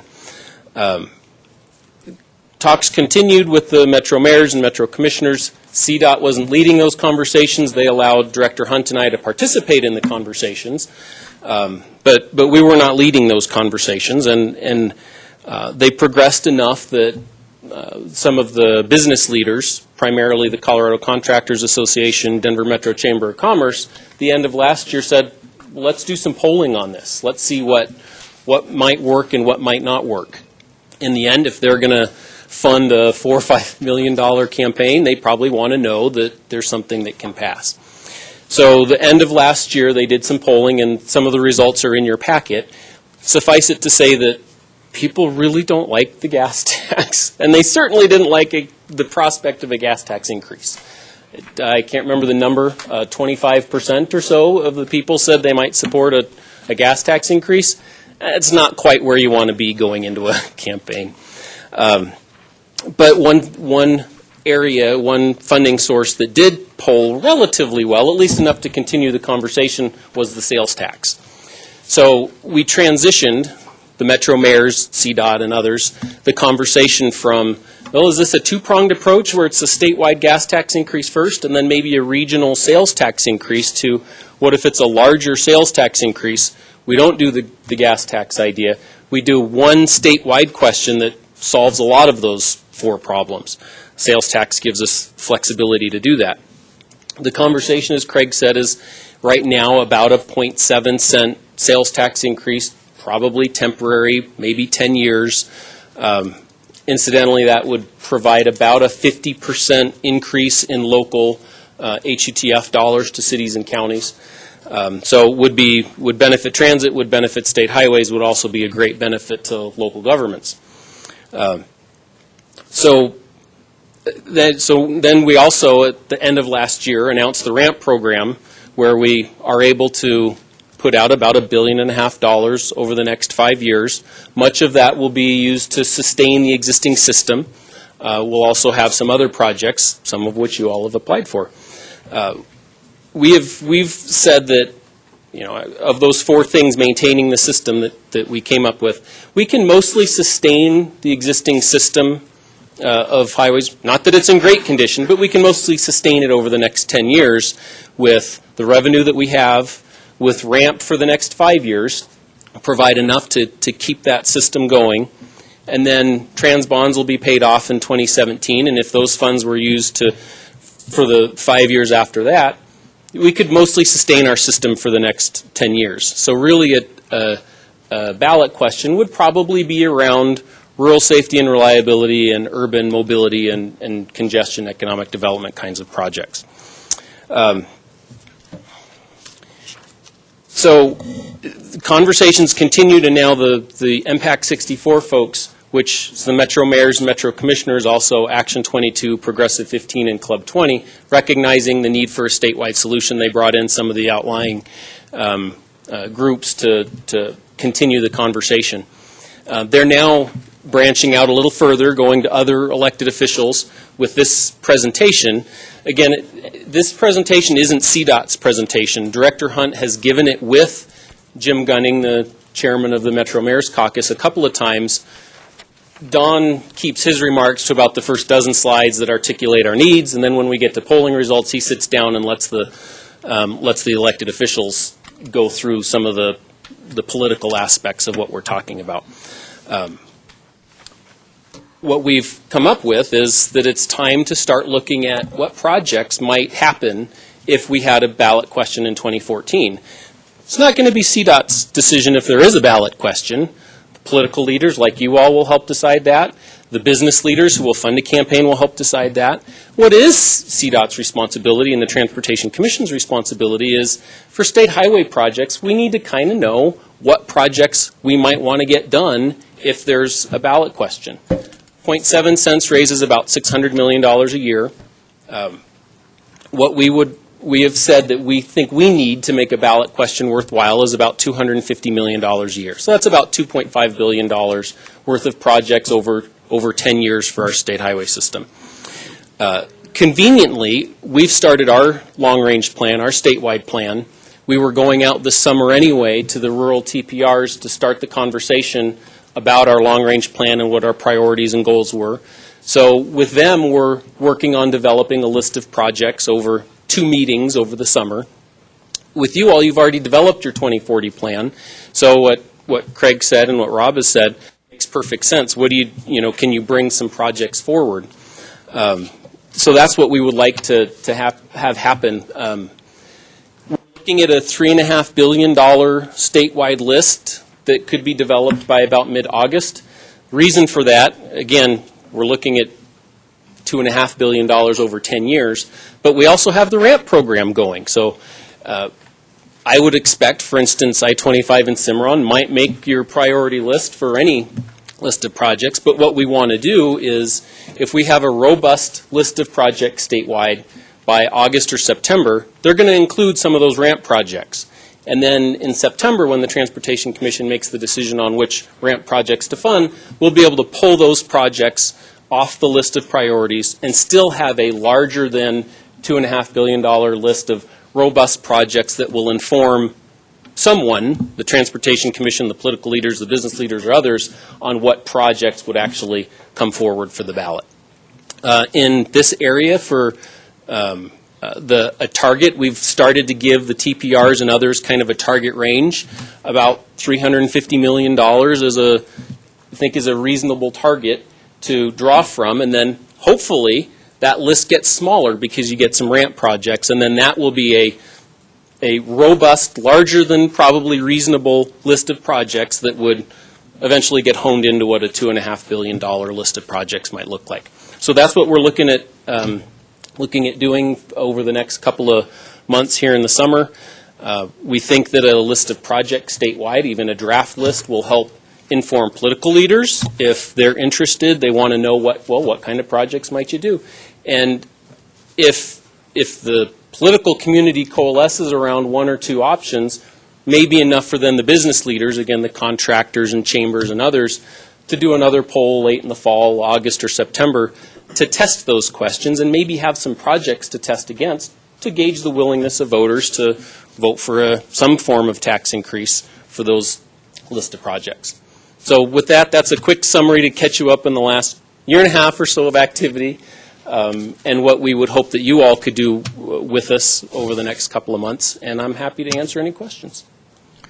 All right, thanks. Do we have any questions? Not so much a question as a comment. Craig's initial statement that we have a plan through 2040, I think, does provide us with a solid list of projects. These are projects that have gone through the vetting process, that have been environmentally cleared, that are critical for this area. And so I always think it's odd if you say these are our priorities, but if this money comes up, we'd like to build this instead.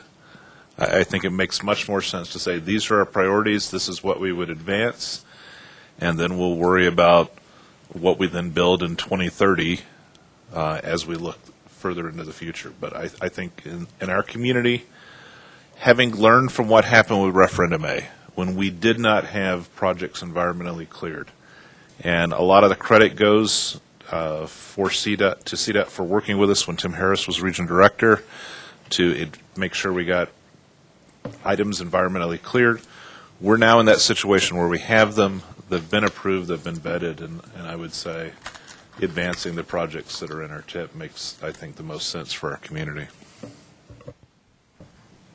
And I might add what we're asking the rural TPRs and I think everyone else, hopefully you all as well, to do is when you have that range that's $350 million, not looking for a 1 through 10 priority, although what you all come up with is up to you, but what we would like to see is kind of have we've learned from the RTA. We would expect that we will have a list of projects that'll be, if we can fund, if 80% or 90% of the money comes in, here's what we can guarantee, but there's a secondary list that if we can get more. We've learned from some of our questions in the past. We've learned from the success of your all's questions.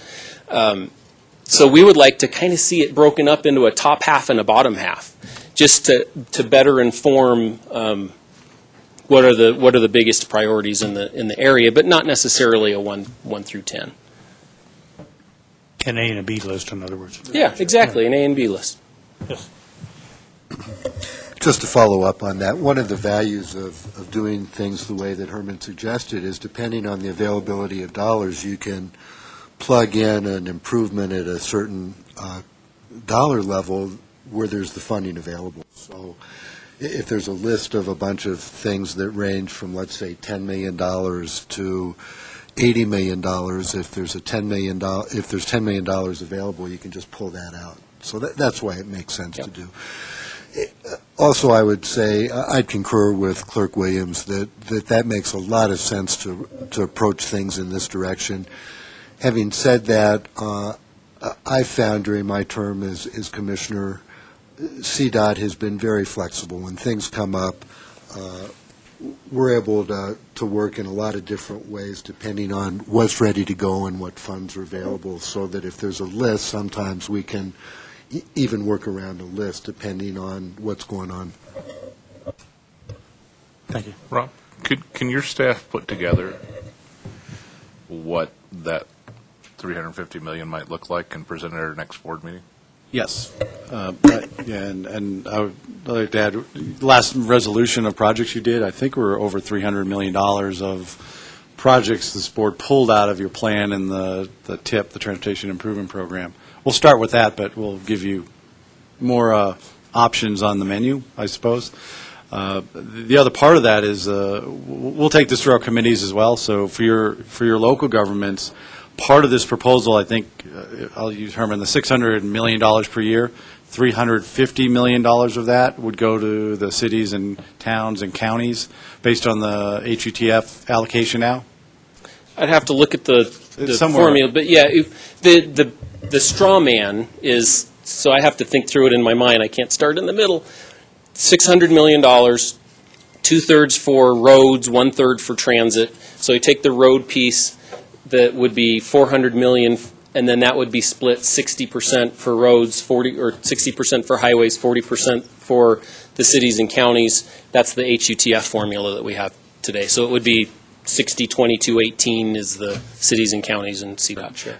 And so what we'll put in the memo when we bring it back to you is that opportunity for the local governments who receive some money, PPACG that may have their list, so maybe joining lists so there's not two competing lists from the region.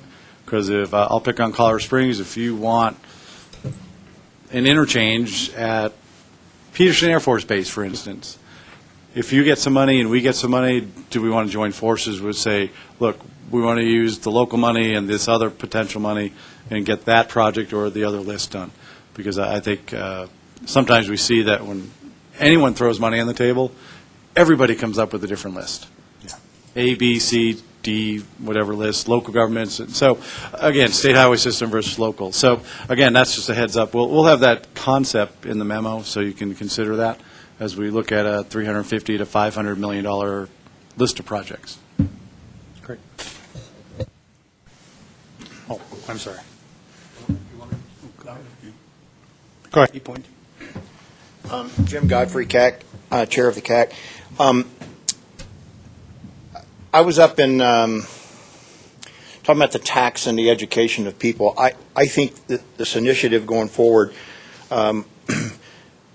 while folks in the industry that deal with this every day are very aware of the condition of the roads and this kind of things and whatnot, but there was an article in one of the Summit County papers around the November, sometime this winter, about a poll taken up there that they were opposed to the gas tax or a sales tax for roads because they thought the roads were in pretty good condition. And so therefore they were not supportive of any tax. Those of us that deal with this road conditions all the time know that that's not necessarily the case, and I think your chart in here shows that 47% are actually in fair condition, good or fair, versus a 60% goal. And later on, the poll shows that 45 or actually 80% of our population think they're all good and fair, which is not the case. And so going forward with this, I see that there's an education of the populace that needs to take place as part of this campaign, whoever's doing that. And more importantly, when you've got a list of projects, in my opinion, tell me why I need that project. I mean, what's driving that? Is it because of the condition of the road, or is it a congestion mitigation, or what is the issue? Is it going to fall apart in 10 years if we don't do something about it? We've got some bridges and infrastructure that are certainly in that category. So I think as we go forward with the list, not just a list of people of projects, but why do we need that? And what are the standards from which we are measuring and why we're putting that item on the list would be helpful in informing the populace of why this is an important measure.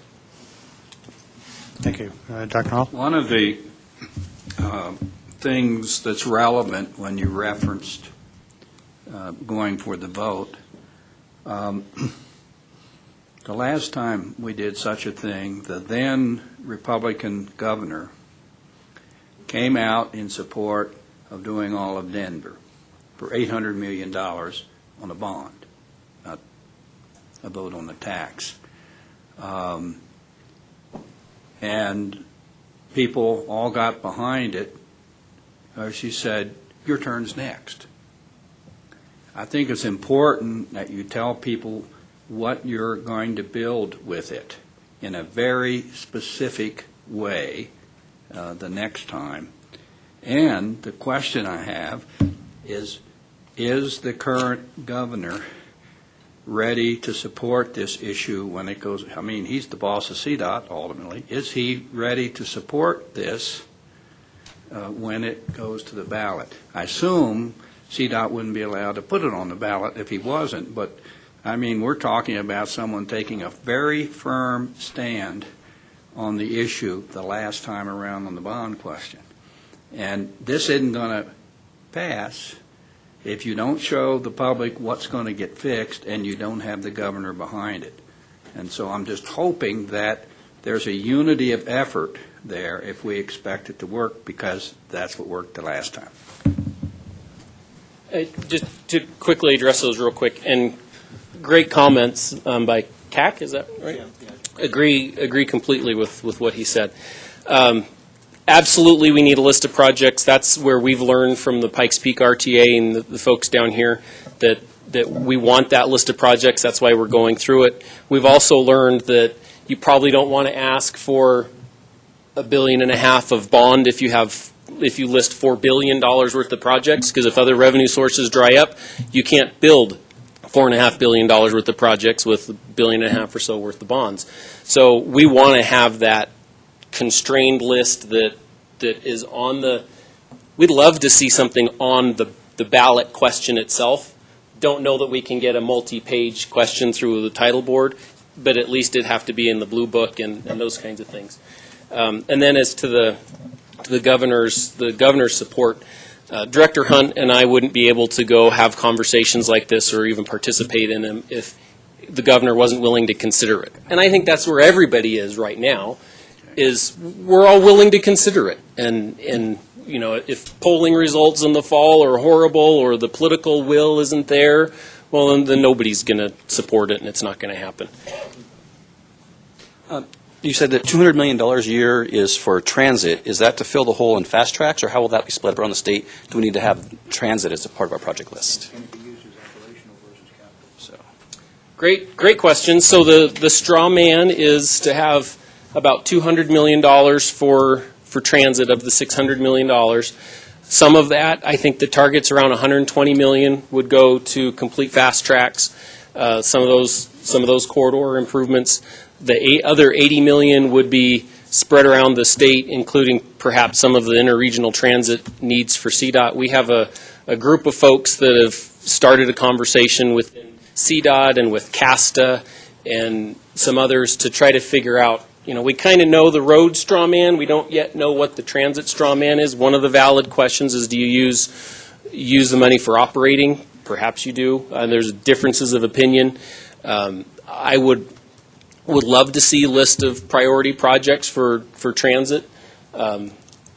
Conversations include everything from, you know, for direct recipients of federal funds like Mountain Metro, for instance, is there a pass-through that can go directly to them, much like the pass-through to, or the direct to local governments for their road improvements? That's one of the conversations.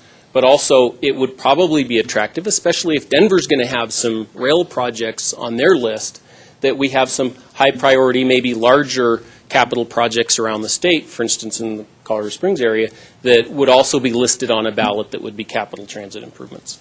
But again, that's still, we're probably a few weeks away from having a straw man of what that might look like. I'm supposed to be here to represent this issue on the public transportation.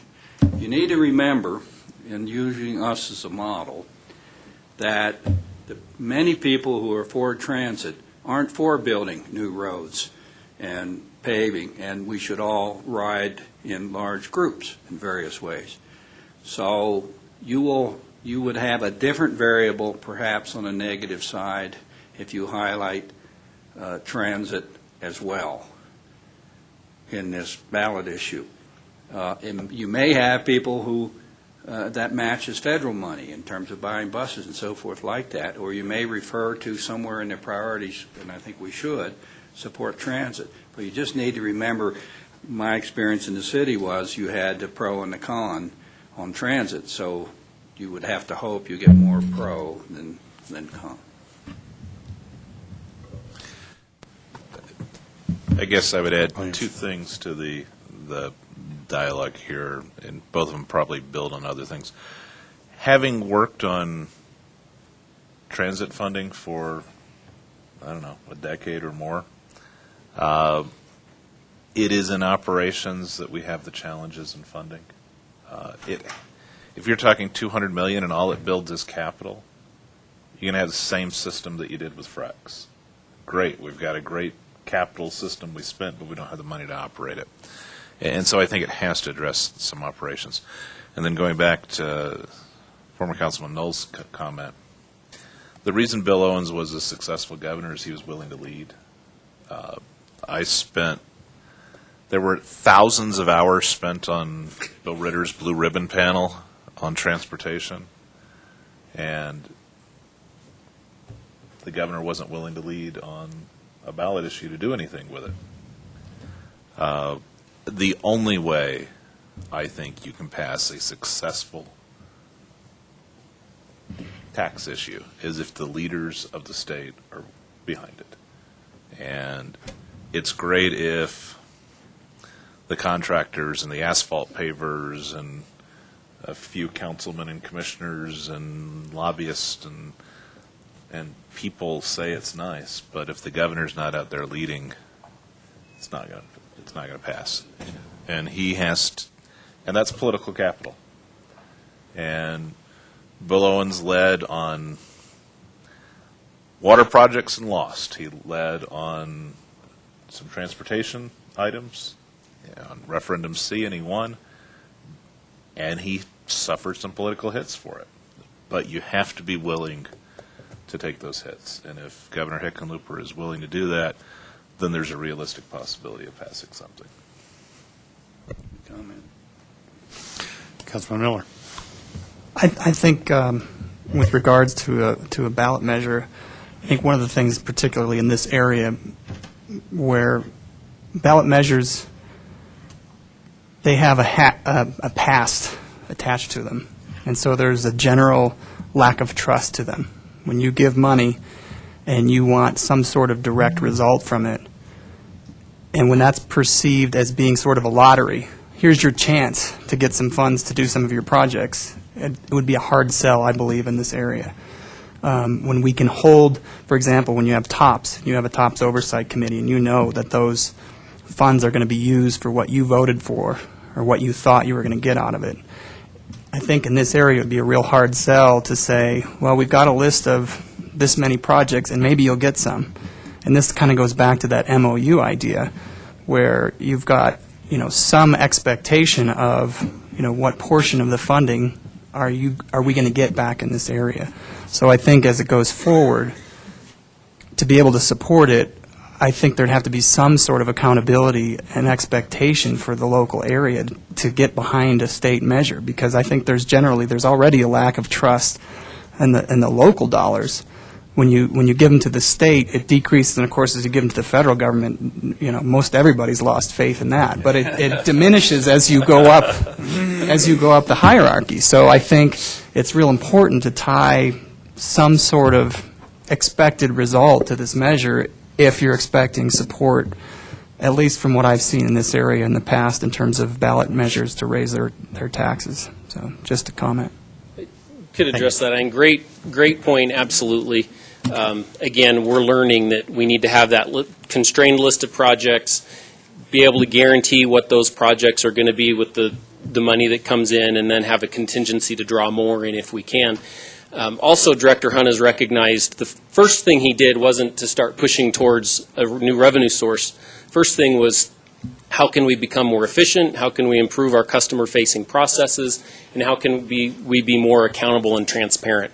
If you look at, and this is exciting, go to a website, yourc.dollar.com, and you can find a list, a map-based list of every active construction project in the state, what's happening with it, how many dollars have been expended on it. We had that previously for our Bridge Enterprise project, so we can account for those. I think that even lists who the contractor is on the job through state statute that I'd like to think that CDOT did a little better on than some other state agencies. You can pull every dollar. You can get everything from how much money we spent on de-icer and who we bought it from to our travel records and stuff like that. So we've become, in 2 years' time, far more transparent and accountable than we ever have. And it's because not only is it the right thing to do, but we recognize you can't just say, everything's falling apart, give us more money. You got to earn your way into deserving more money, and we've worked hard over the last 2 years to try to do that.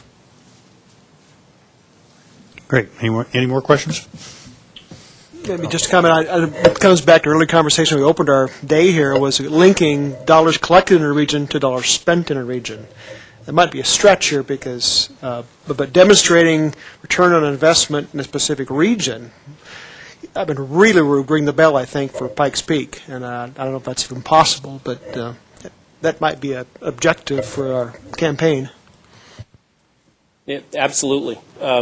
There hasn't been a ton of discussion yet on what's the distribution of the highway funds. Our first effort to that was to try to create a planning, calling it a planning range, because we need some amount of fiscal constraint when we're asking to create a project list. But we haven't gotten there yet, and it's definitely going to be one of the contentious things that we have to deal with. Okay, thank you. Any more? Thank you. Great, thank you guys. Let's pick up item 7B, the CDOT ramp projects applications update. Real briefly, all of the projects we submitted from our region have made it into the second round. We are working very closely with CDOT region staff. I can't give them enough thanks. They're providing amazing support, as is Victoria Chavez from El Paso County. So we're working together all very closely. We had a meeting last week. We're in constant communication. Actually responded to an email already this morning. So we expect the applications are due July 1st, and if you have a copy of those applications, they are onerous. It is not an easy application, and we have half a dozen to do, so we'll get them in by July 1st. Great, thank you. Any questions, comments? Thank you. Item 7C, CDOT Interconnective Study Update. We have been participating in CDOT's, the interconnectivity study is looking at passenger rail along the I-25 corridors and out to DIA. They had a meeting about 2 or 3 weeks ago, the first of their meeting, presenting the results of their studies. The real takeaway is 40% of the system's ridership is between Colorado Springs and Denver, and only about 15 to 20% of the cost of construction is on that segment. An interesting thing to note is that rail to Denver is our #1 requested project in the last 2 plans until people find out how much it costs. The whole system, I think they're looking at $15 billion to build the rail system. The section between Colorado Springs and Denver is $2 to $3.5 billion, depends on which exact route they take. But you have their information within there. Does that link extend down to Pueblo? Is it a Pueblo-Denver run? Okay. It is. Pueblo to Colorado Springs ridership is on the lower end. Okay, thank you. Any questions, comments? Clerk Williams. Question for my freshman 3 friends here. Because one of the key factors, having been on the Rocky Mountain Rail Authority's steering committee for a number of years, in Colorado Springs is what happens to the airport. Is this on the line or not? If it's not on the line and you can hop on high-speed rail to get to DIA, there are significant issues for the future of the Colorado Springs Airport. Who's your new director of the airport, and are they participating in these discussions? Because Mark Earl was part of the discussions with the Rocky Mountain Rail Authority, and I think it's critical that, look, I don't know if anything ever happens on this, but if it does, and Colorado Springs Airport isn't on this or isn't easily accessible from it, then it becomes a backwater airport forever.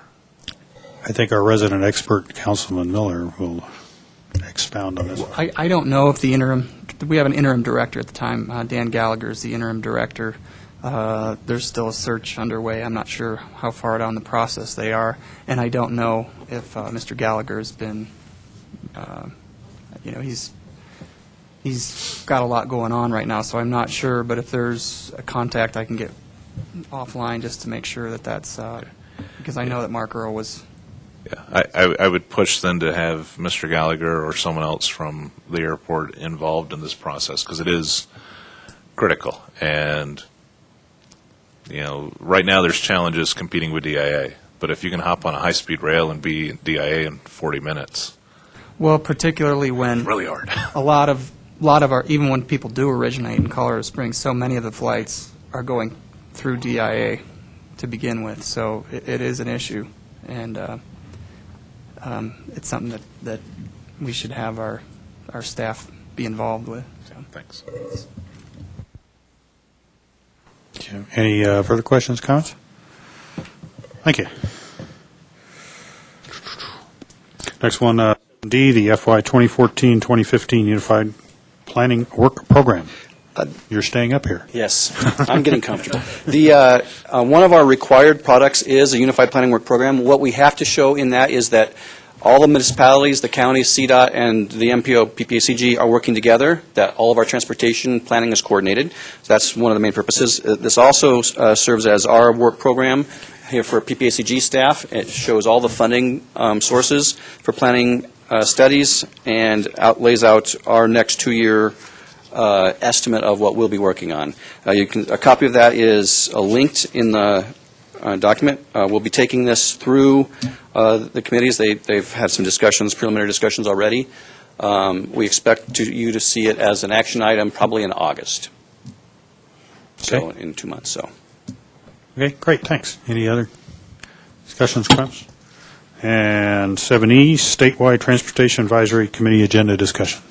This stack, and Wayne can step in obviously, is pretty light. The more interesting thing to me is after stack is the program distribution, how CDOT is going to split up the funds. And we have two of our board members that are seated here participated last month, and that conversation will be continuing this month after stack. Okay, yeah, so I saw the stack things added to that. Any other questions, comments?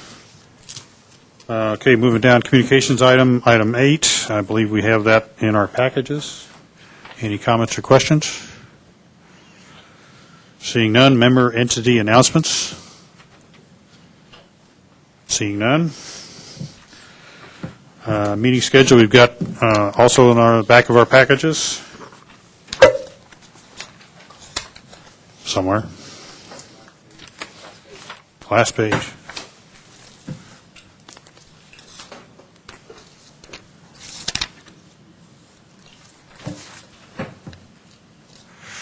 Okay. So any questions, comments on that? What was in our package? Seeing nothing. Any last call? Last reattacks, as we say in the defense? And I'll entertain a motion to adjourn. Any discussions? All say aye. Thank you.